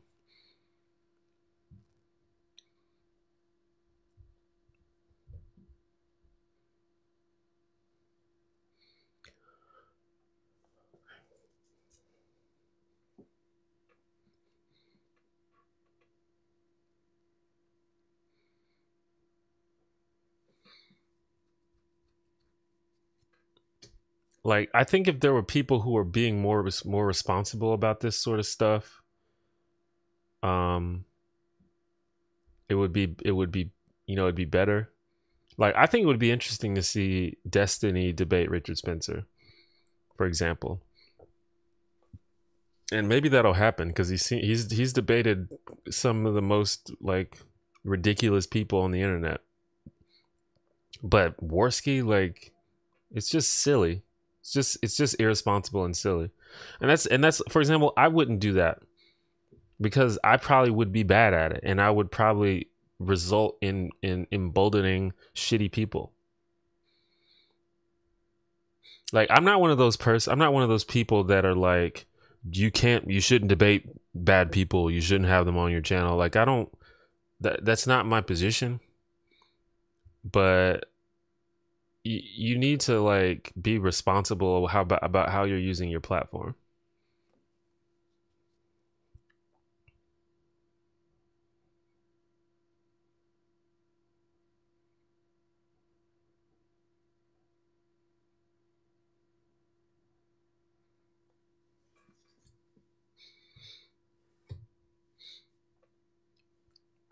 And that's why, like, someone like Joe Rogan, for example, he's had some pretty ridiculous people um on his show.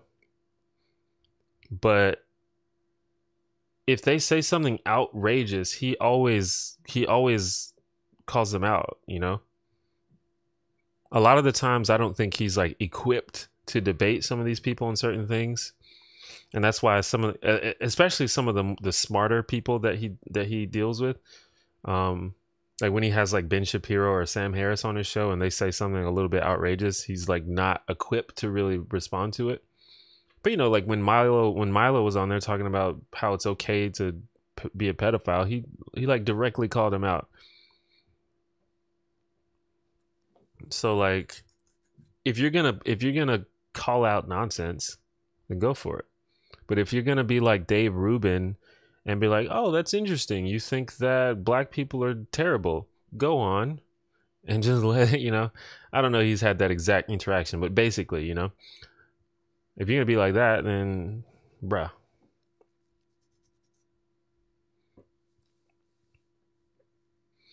I think the Worski thing was such an obvious attention grab and cash grab. Like I think it's just really irresponsible and really shameful.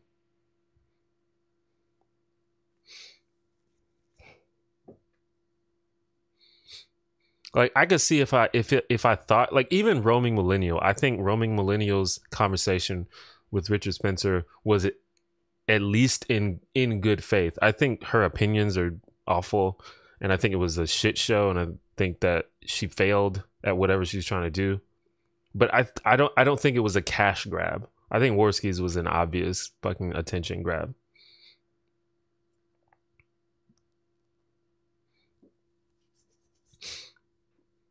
The lighting just changed. I think because the sun went down, so now my camera's all weird. There we go. Wait, is it gonna go back?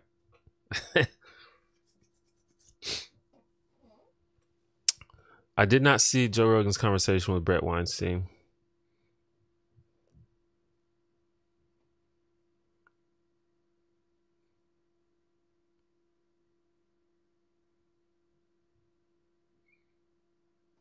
Who is what guy? The guest I'm talking about? I'm not. Are you talking to me or are you talking to the chat? You talking about Richard Spencer?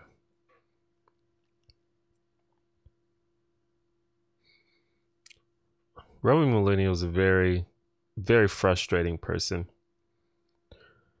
The people like Roaming Millennial who, you can tell are pleasant enough people, but just are so stubborn in their ridiculous beliefs and uninformed opinions. Those are the most frustrating people. To some extent, you can deal with just straight up assholes who have bad opinions because it just kind of comes with the territory. What the fuck is going on with my white balance? Why is it doing that?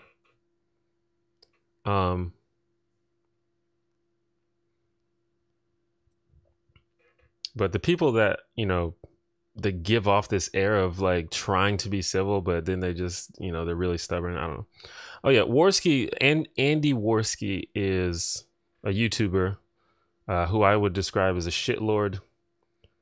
Just, one of those anti-feminist YouTubers. Pretty popular, has a couple 100,000 subscribers. Basically known for making a lot of response videos, comedy videos where he like makes fun of feminists and stuff. And he made like fucking 40, I think literally like 40 videos about Francesca Ramsey, which is, I think that's borderline. I think, well, it's more than borderline. It's just straight up obsessive. It's kind of weird. Anyway, he recently just had he also has like a live stream show or something. And he recently had Richard Spencer on. He invited, to be fair, he invited progressives on to debate Richard Spencer, but nobody wanted to do it because fuck that, right? So I think he ended up getting Sargon of Akkad on there. I didn't watch it, but the thing about Worski is maybe he's been convinced over the past couple months is that he's some kind of intellectual thought leader, but his whole thing has always been he's just a guy who just makes jokes and just like talk shit and makes fun of people. Like that's basically been his whole shtick for the past couple years. So he's never really been considered like this great debater or this great argumentative person. Maybe someone convinced him recently that he is.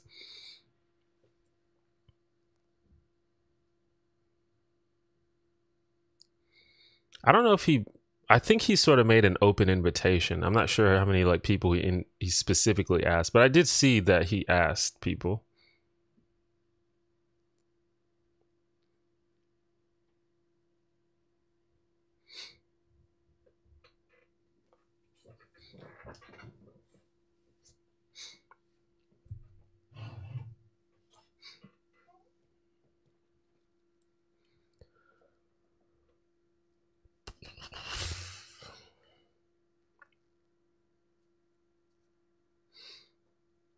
But it seems like Worski is starting to like buy into the whole like race realism thing, which is like the new hotness among the shitlords on YouTube.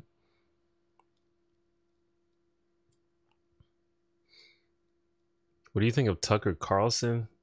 He's definitely a shitlord.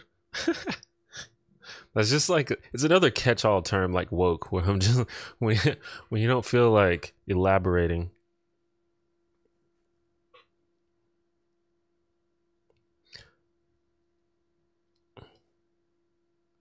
He's just, I know, he's just like, I feel like he's a conservative propagandist. He's probably a nice guy, but he's a person that's obviously not concerned with like facts or, practicality. He's like a conservative propagandist.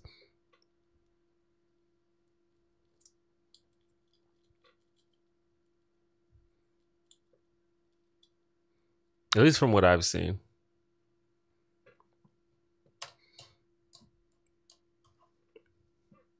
I don't watch a whole lot of Tucker Carlson, to be fair, but I've seen a lot of like clips and stuff.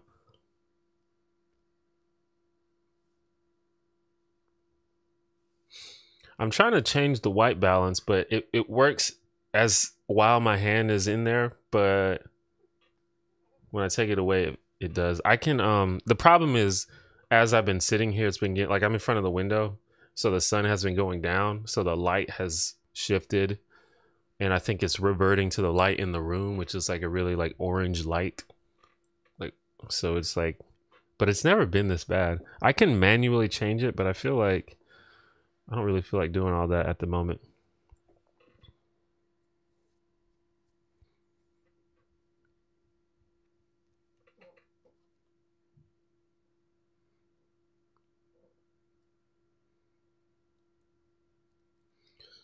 Well, see, a lot of these like conservative people, a lot of them are useful idiots who, you know, they can't seem to conceive of the fact why, you know, racists and white nationalists love them.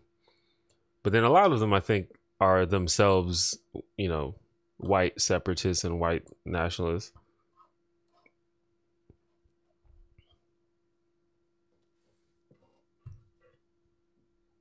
This is annoying me. I'm not going to be streaming I might stream for about 30 more minutes, but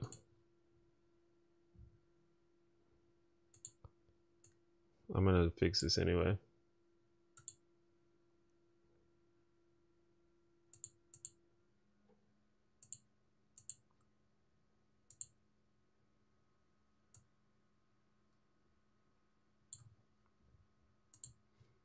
Let's go with that.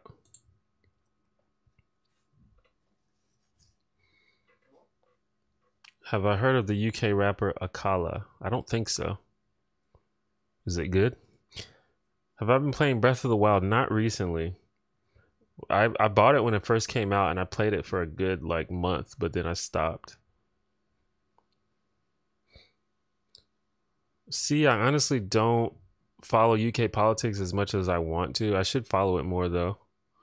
From what I understand, the Brexit thing is a lot to do with the same kind of xenophobia that is going on in the United States.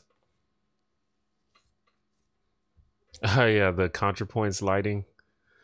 ContraPoints lighting trademark symbol.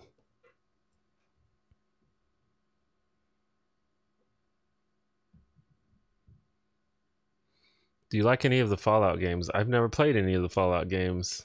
I have Fallout 1 on my computer. Well, some people tell me that it's too dated and I wouldn't like it, but I haven't started it yet. Check them out. I will check them out. Akala.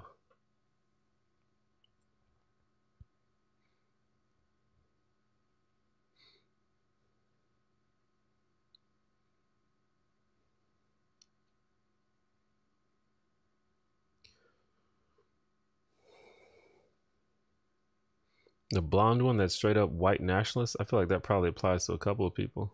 Are you talking about the golden one?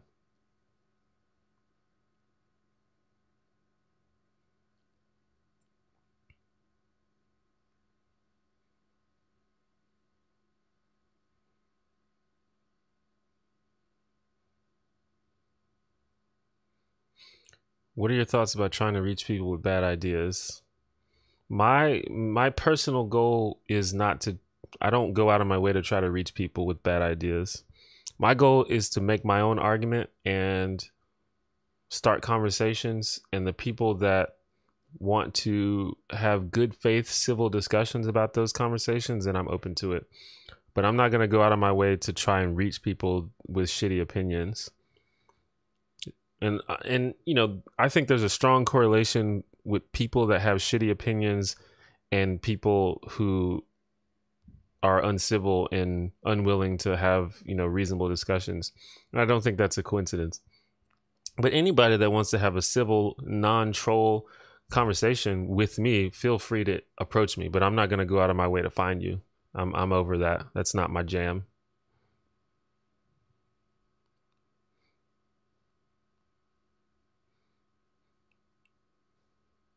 Oh yeah, Lauren Southern. Yeah.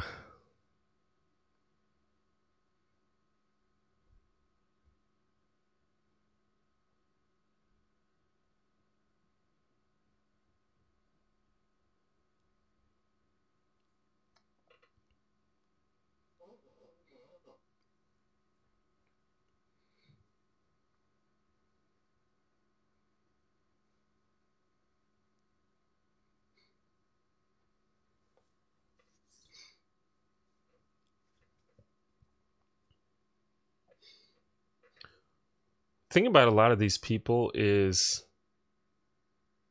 a lot of the stuff they say is like constantly debunked. This is kind of how propaganda works, and conspiracy theories and things like that. They're like constantly debunked if you actually go, if you like research this stuff. But, you know,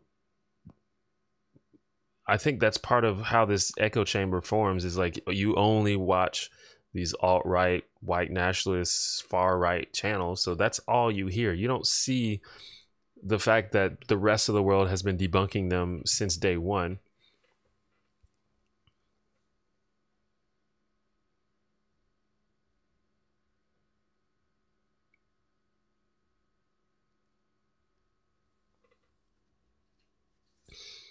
And honestly, I've been trying to, you know, I tried to not stay in an echo chamber, but you know, I think there's certain areas where I'm probably safe to ignore. Like I don't think I'm missing anything by not watching Lauren Southern.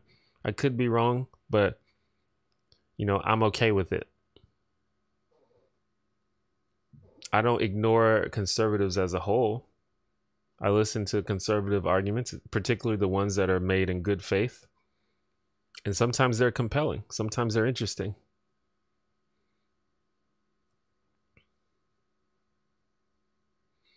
And in the same way that conservatives are often uncivil and shitty, sometimes progressives are uncivil and shitty. And it's the same thing.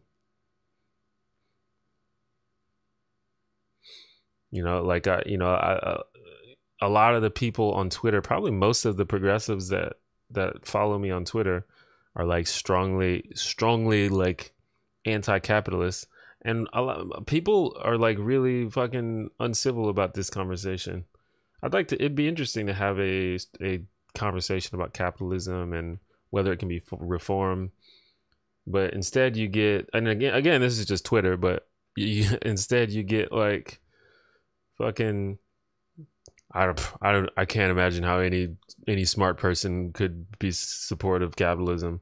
If you support capitalism, you're a bad person, you're an idiot. Like that, you know, that kind of conversation is not civil. And I'm not interested in that sort of thing. And I'm not gonna like engage that sort of thing. So it can happen on any side.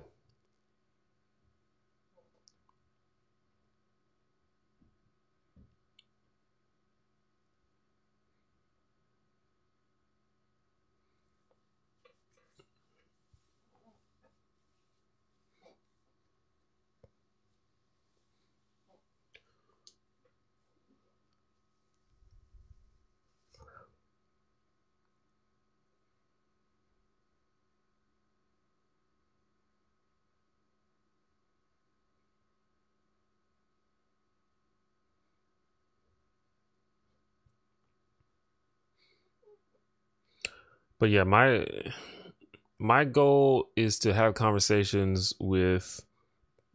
good faith conversations with people. That's what I'd like to do. And when you're doing politics and social issues and things like that, those kinds of conversations are pretty few and far in between. But I've decided to just sort of opt out of all of that noise. That's like part of my 2018 strategy. I'm not involved. I'm not trying to get involved in any kind of drama or screaming matches. It's not fun. It's frustrating. I'm not doing that. But I welcome anybody that wants to have like a serious conversation. And honestly, that's why I enjoy these streams a lot, because the conversations are almost always civil, even if people are disagreeing with me. And maybe it has something to do with the fact that you're like actually looking at my face, so you actually treat me like more of a person. Or maybe just the people that, you know, like the stream are just like chill people, and I appreciate that.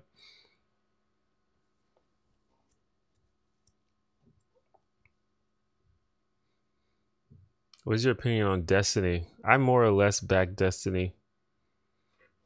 I just think he's just a really smart person, and probably the best, you know, leftist debater on YouTube.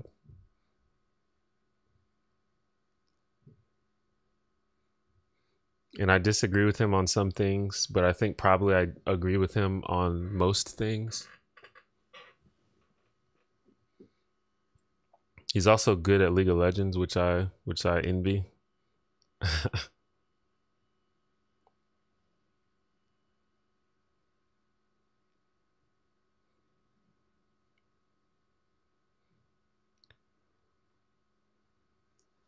Do you find one-on-one discussions in text chats to be civil typically?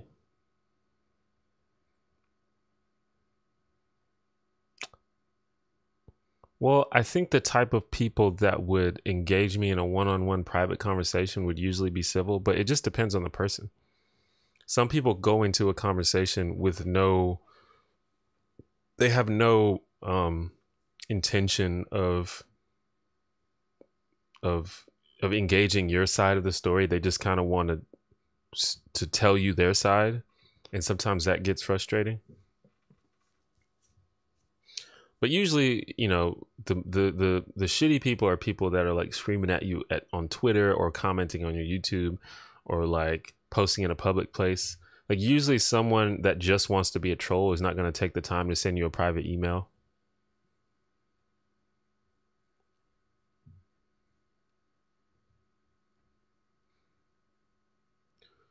Do you think feminism is still useful in first world countries today? Yes. Women have equal rights in most, if not all of them now, so its work seems to be done here.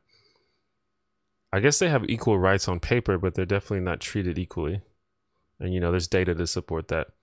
It's just like, you know, black people have equal rights technically, but they're not enforced equally. Same thing with women. And women have issues that men don't deal with. And I think they have more of them. And, you know, this is all, I think it's all backed by data and statistics. Women have a harder time in the workplace. Women have more issues with like abuse. Women are less likely to be perceived as candidates for leadership roles. You know, the list goes on. Women get paid less.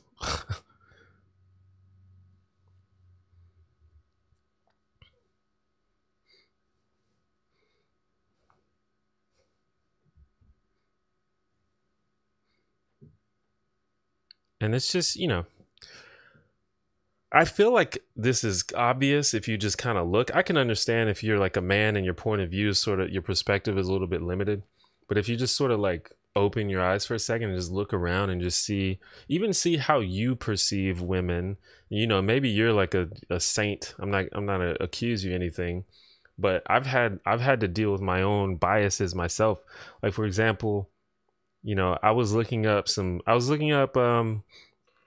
made a video about this on my second channel, but I was looking up some strategies for a video game. I think it was World of Warcraft. And I found that me personally, I was more likely to take the guide seriously if it was a man than if it was a woman.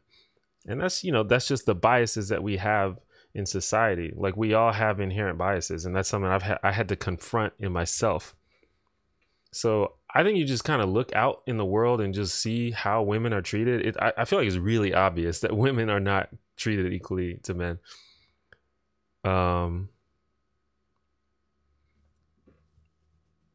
But if you can't see it, you can just go look at the data. There's plenty of statistics and data that support this.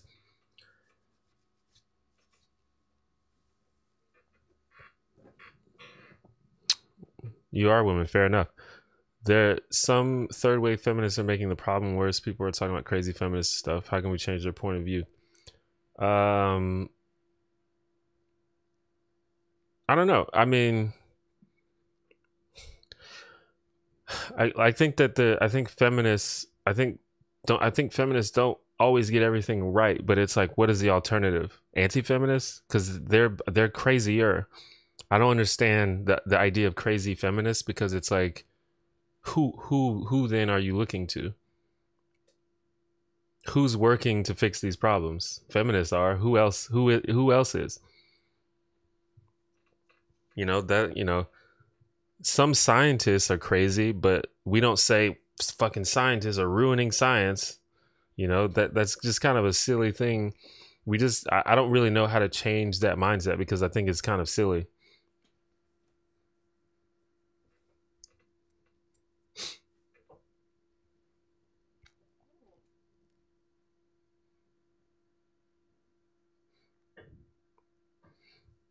I think it's fair to criticize feminists, but you have to do it in the right context. These people talking about how feminism is ruining the world and making the world a worse place. Like, that's just nonsense. It's ridiculous. But you can say, hey, feminists, maybe think about the strategy of what you're doing. Here's some ideas if you're open to them. That's fine. I think that's fine. But talking about the crazy feminists are ruining everything. The feminist third wave, they're destroying the world. It's like, okay, calm down. You're being weird. Are you still optimistic about the political future of the United States? And if so, what to you is the most promising? Am I optimistic about the political future of the United States? I don't know. I kind of am, but I think it's a long game. I think we're going to have to wait decades. Because I think society gets more progressive over time. I think that's going to happen. It's just going to take a long time. And as society gets more progressive, we're going to elect more progressive people. And you have to consider where we've come from. You know, for example, today there would be no politician could get elected that says, I think there should be racial segregation. Like, any politician of any party would immediately be cast aside if they said that. But if you look back into like the 30s and 40s and 50s, that was a common platform, you know? So you have to think about where we've come from. Even though it's still shitty in many ways, we've made some progress. And I think we'll keep making small gains as time goes on. Do I watch the sports ball? I watch football. Actually, the National College Football Championship is today. And we're going to go watch it later. And Alabama is in it, which is my team.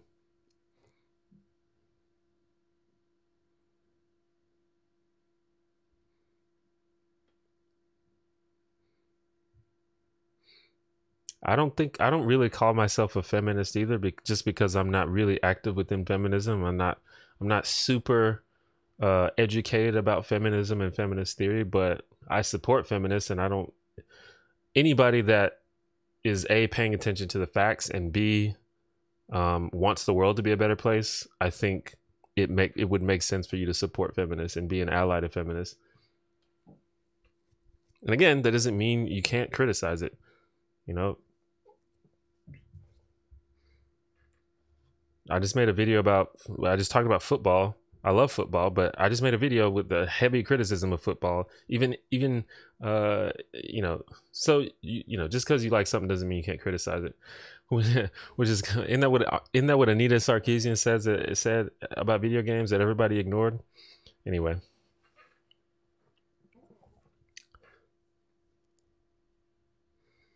Do you think the Democrats will get a blue wave during 2018 midterms and eventual 2020 presidential election? I doubt that they're going to get a blue wave during the midterms, but that would be cool. But I kind of doubt it. As for the next election, I think probably a Democrat will win, but who knows, man? I think a lot of the time we just go back and forth because we just have a reaction to the last person, because the country is still very deeply divided. So one half will be like, oh, I hated that last guy. We need to make sure we don't get someone like that again. And then after that, the other half does the same thing.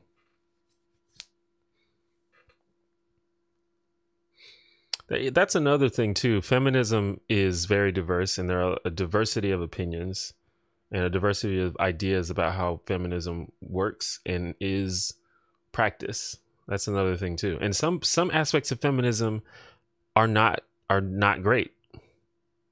You know, a good example that we talk about a lot is TERFs, which is trans exclusionary feminists. Feminists who don't think that trans women are women, basically. Thanks for the super chat, Christopher Hopkins, $2. I'm out to run errands, but here's some love. I appreciate that a lot. Have fun running errands.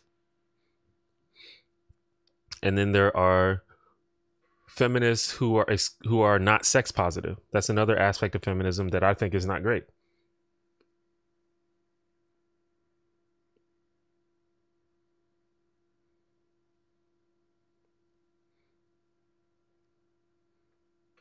So yeah, I think it is a good point to bring up the fact that feminism is there's a lot of different parts and all that stuff. Have I ever used a squatty potty? I haven't. I feel like I should get one though.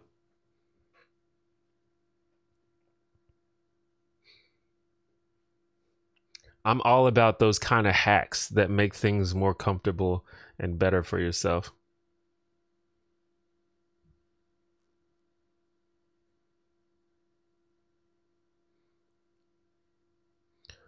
Right, gender liberation. They want to abolish gender, which that's I can I that idea in and of itself isn't bad, but the way that it is practiced to where it literally becomes exclusionary of trans people, that's where it becomes bad, and that's what a lot of those people are doing.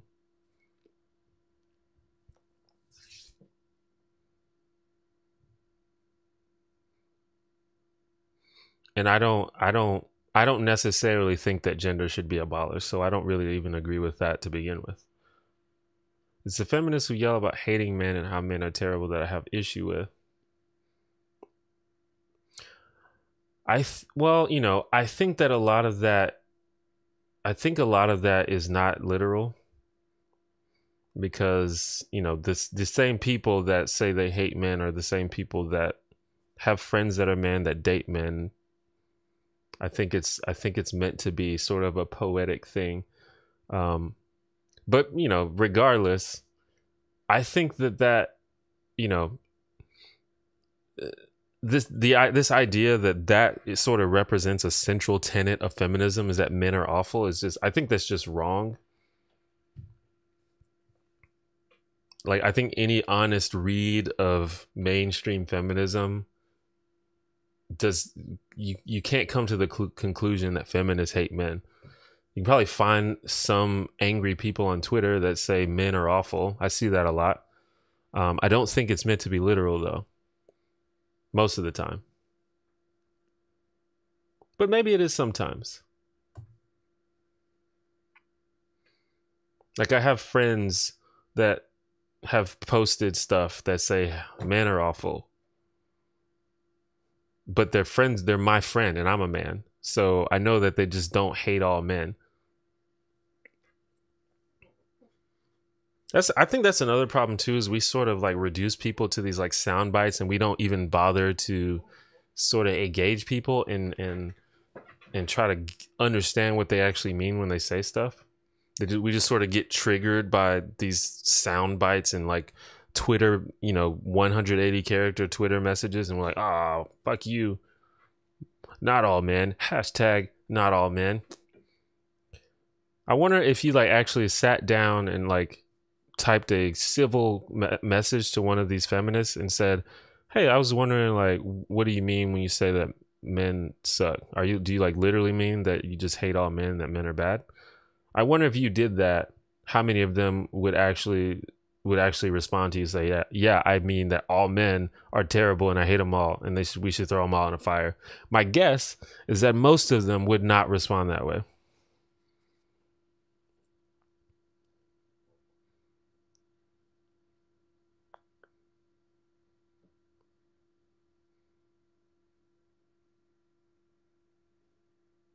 But maybe I'm wrong. I could be wrong.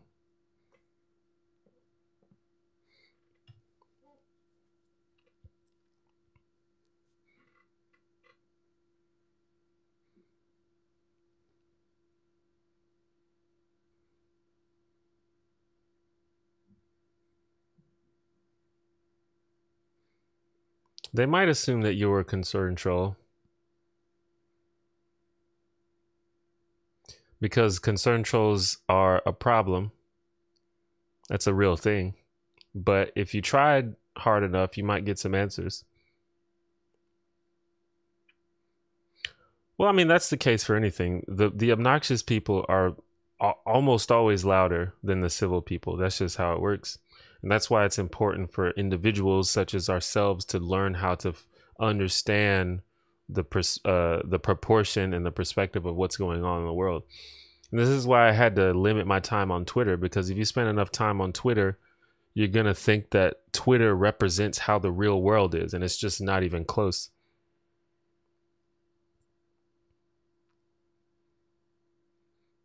Mad Scientist Assistant, thank you for the $2 Canadian. Money, it's a crime. I know, right? Capitalism, what's up with that? I guess donations aren't a capitalist idea, I guess. Well, I don't know. There's the idea that capitalism forces charity. I don't know if this is considered charity. I guess it's just a gift. And I guess gifts aren't capitalists, are they?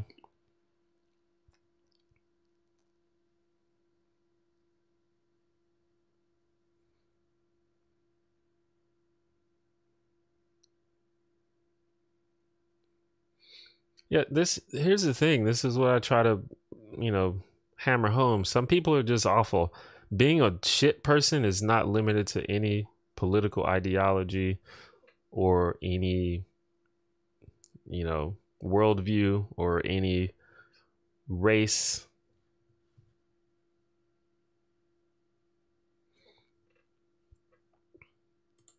Some people just suck. To some extent, I think it's fair. I don't know if it's fair, but it's understandable if someone who lives their life as a marginalized person and they're like mad about that. I can kind of get that, right? You know what I'm saying?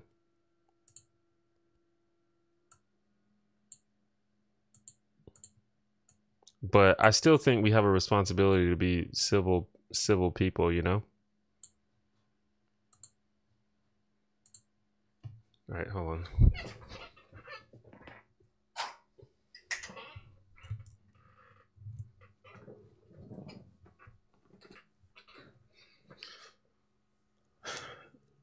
And I think sometimes people cannot separate their emotions from certain things. And I guess my argument or my plea to those people is, if you know that a certain topic gets you emotional, why not just sort of like, step back? Don't be on the front lines screaming bullshit at people, because it doesn't really help anybody, and in fact it may hurt your cause. But that's why we have to stop using Twitter and social media as our insight into the world and into the views of political groups, because it's just people ranting and venting.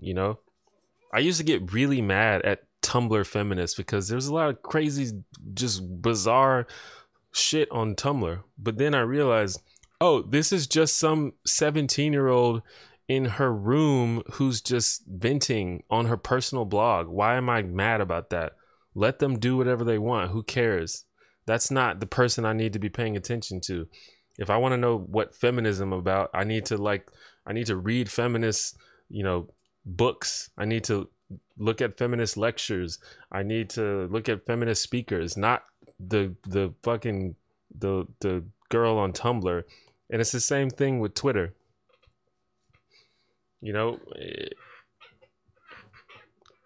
These people on here that are saying all this mean, uncivil stuff, it's like, that's not the person you need to be looking to get your idea of what feminism is doing to the world.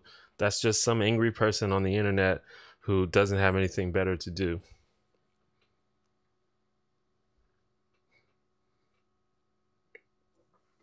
What would it take for you to join a revolutionary movement? I don't know. I don't know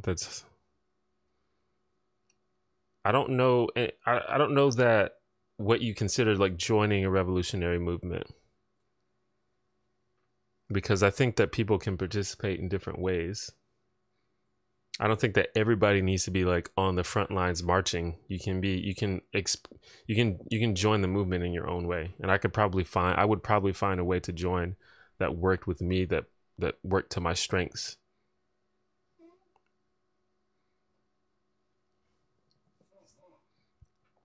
All right, guys, we got about 10-15 minutes left in the stream, so you can get in like your final questions here if you'd like to. Definitely appreciate everyone coming today. Definitely a lively discussion today. Sorry, the lighting just kind of crapped out at the end there. I guess I need to get a lamp right just in front of here. I like to do it in front of the window because natural light is pretty dope, but if you're doing it while the sun is going down.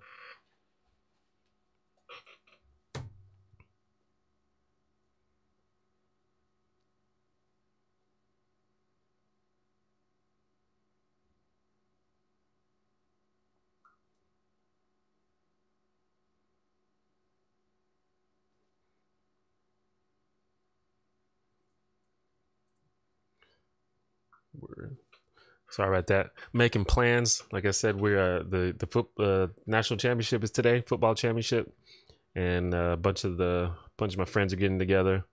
We're gonna eat some pizza and get drunk and yell at the TV. Star Trek or Star Wars or Stargate? I'm not familiar with Stargate, but definitely Star Trek over Star Wars. Who's my favorite author? I guess I don't read enough to have a favorite author.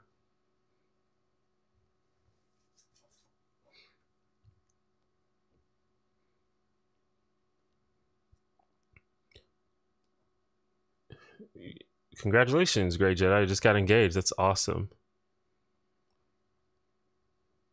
Yeah, you've been around for a while.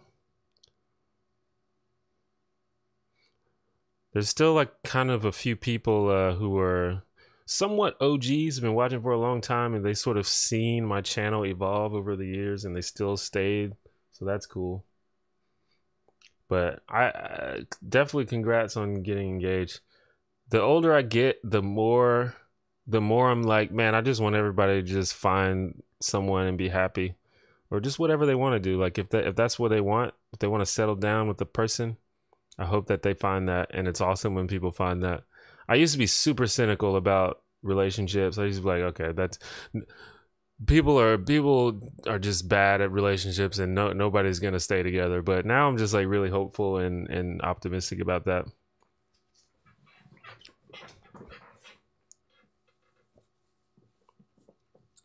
Friends from the old pregame streams. Oh yeah.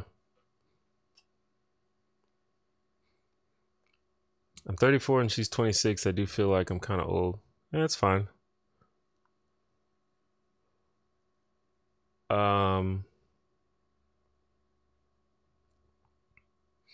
know, I'm 32, and I asked out this 24-year-old girl the other day. So what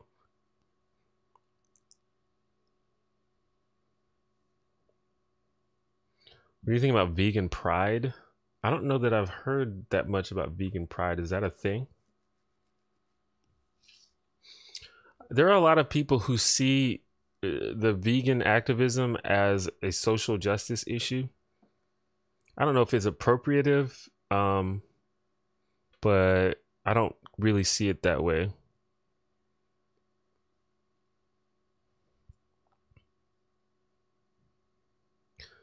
Would you join a polyamorous group? What do you mean by that?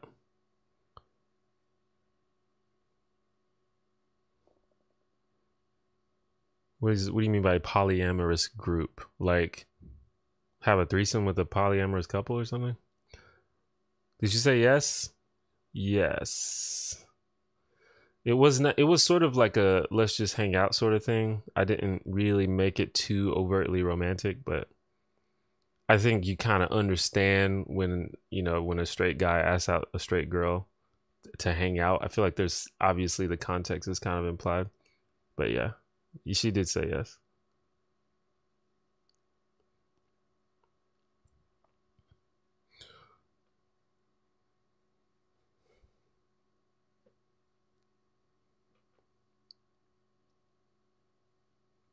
Having more than one boyfriend or girlfriend.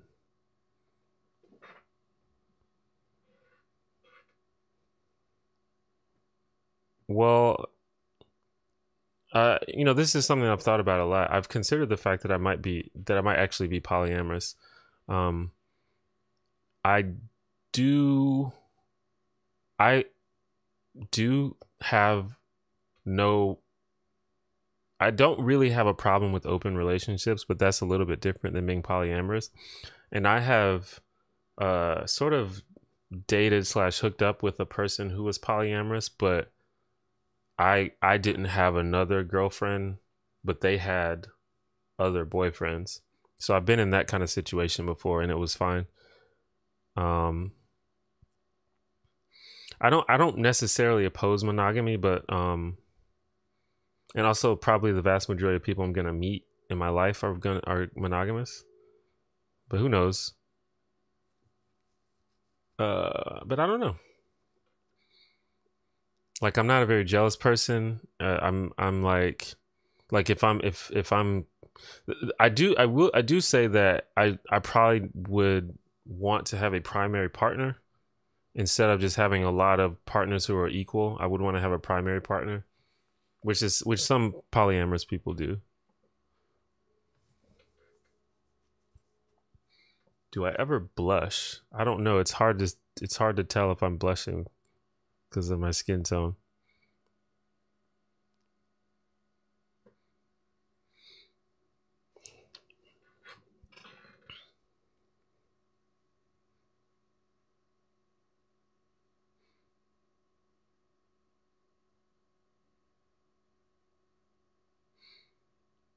Being aromantic is definitely a thing. But some people who are aromantic are demisexual, which means that which you probably know, but they're not interested until they meet the right person. So it's possible that you just haven't met the right person, but it's definitely a thing. Like, being aromantic and asexual are definitely things. They're definitely legitimate things.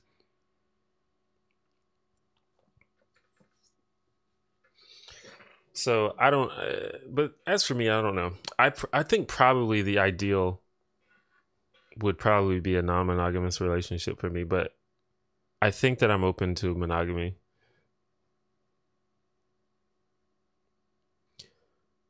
I think I could do it. It's fine. If I met a person that I'm down with just chilling with forever, I could do that.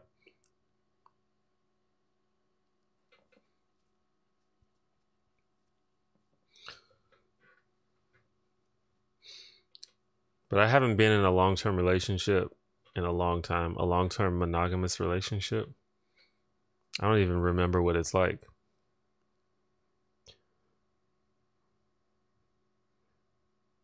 I dated someone briefly for maybe a couple months, but that was it. I do have romantic attraction, but it fades after entering a relationship. Damn.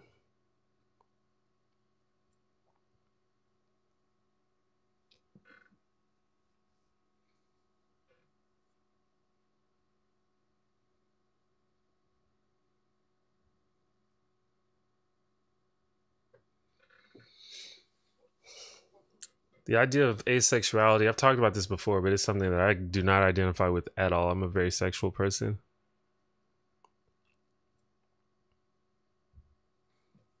All right, Warp Scanner, thanks for coming to the stream. I'm about to leave in a minute as well. Yeah, I guess we'll start winding down the stream here. Appreciate everybody coming to the stream.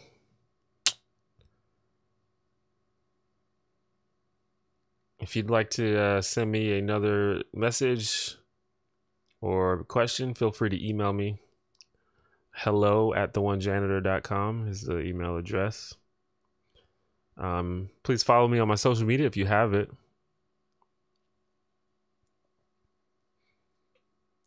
I'm on Instagram, I'm on Facebook, I'm on Twitter. It's all The One Janitor. Should have a video coming soon.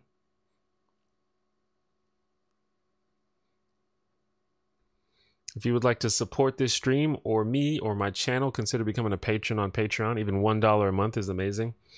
It's basically how I'm able to continue making content and be a YouTuber. I've got some big things, big ideas for 2018. Look forward to that. I'll try to remember to check out Akala. Is gender a social construct in the same sense that race is? I think they're both social constructs, but it's definitely not a social construct in the same sense that race is. I think gender is more determined by personal identity, and race is more determined by outward perception.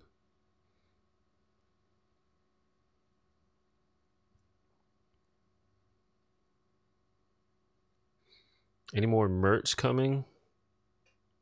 Maybe. I'm trying to work with some designers. I'm trying to see if I can find some designers that can design some really cool shirts. I'm also working on a new logo. You know about the rebranding that I'm thinking of doing. So I'm gonna work on a T1J logo. And I might put that on some merch. 2000 great team.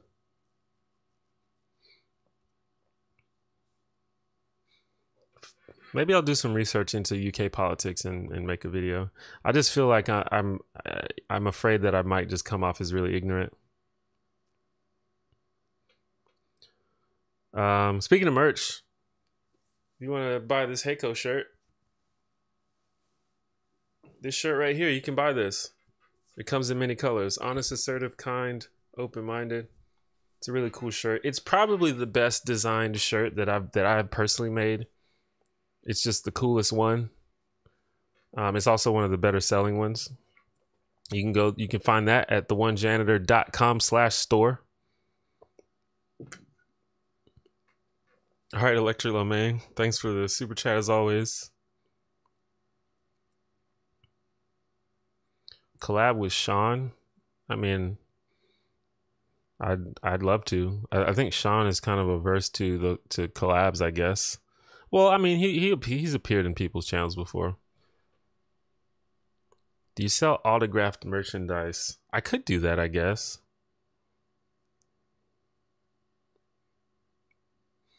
No one's really expressed any interest in that, I guess.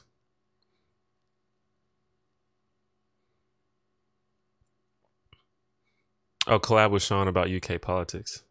Interesting. I could do that. Maybe I could interview Sean about UK politics. You can teach me something.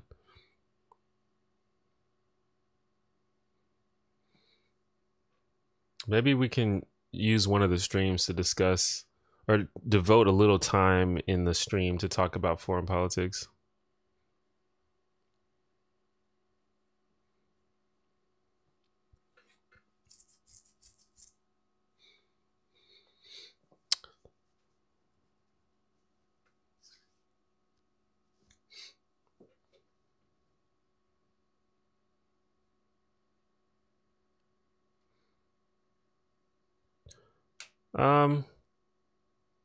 I guess I'm gonna go then.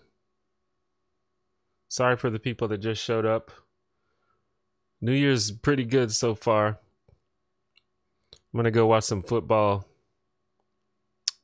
and eat some pizza. This is the only problem with the holidays. Like, I honestly have a pretty good diet. Like, I eat pretty good. I eat pretty clean. My problems is the holidays, I eat a lot of junk and I drink a lot of alcohol. But the holidays sort of end with the college football championship for me. After that, I sort of go back to normal.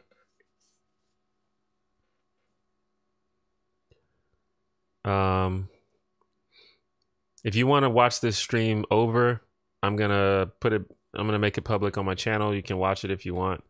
It's like 2.5 hours long, but you can put it in the background, I guess.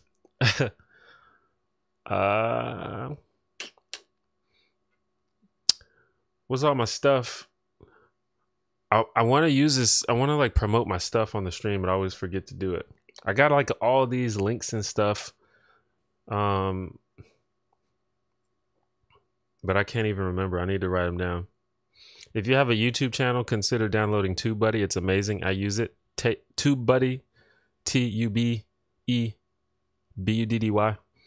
It's just like a YouTube plugin that just helps you optimize your channel. You can do keyword research and stuff like that. Go to theonejanitor.com/TubeBuddy. It's great.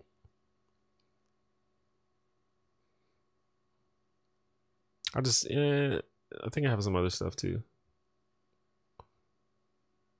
Yeah, that's fine. I'll just stick with that. But yeah, check out my merch, theonejanitor.com/store. Follow me on Twitter.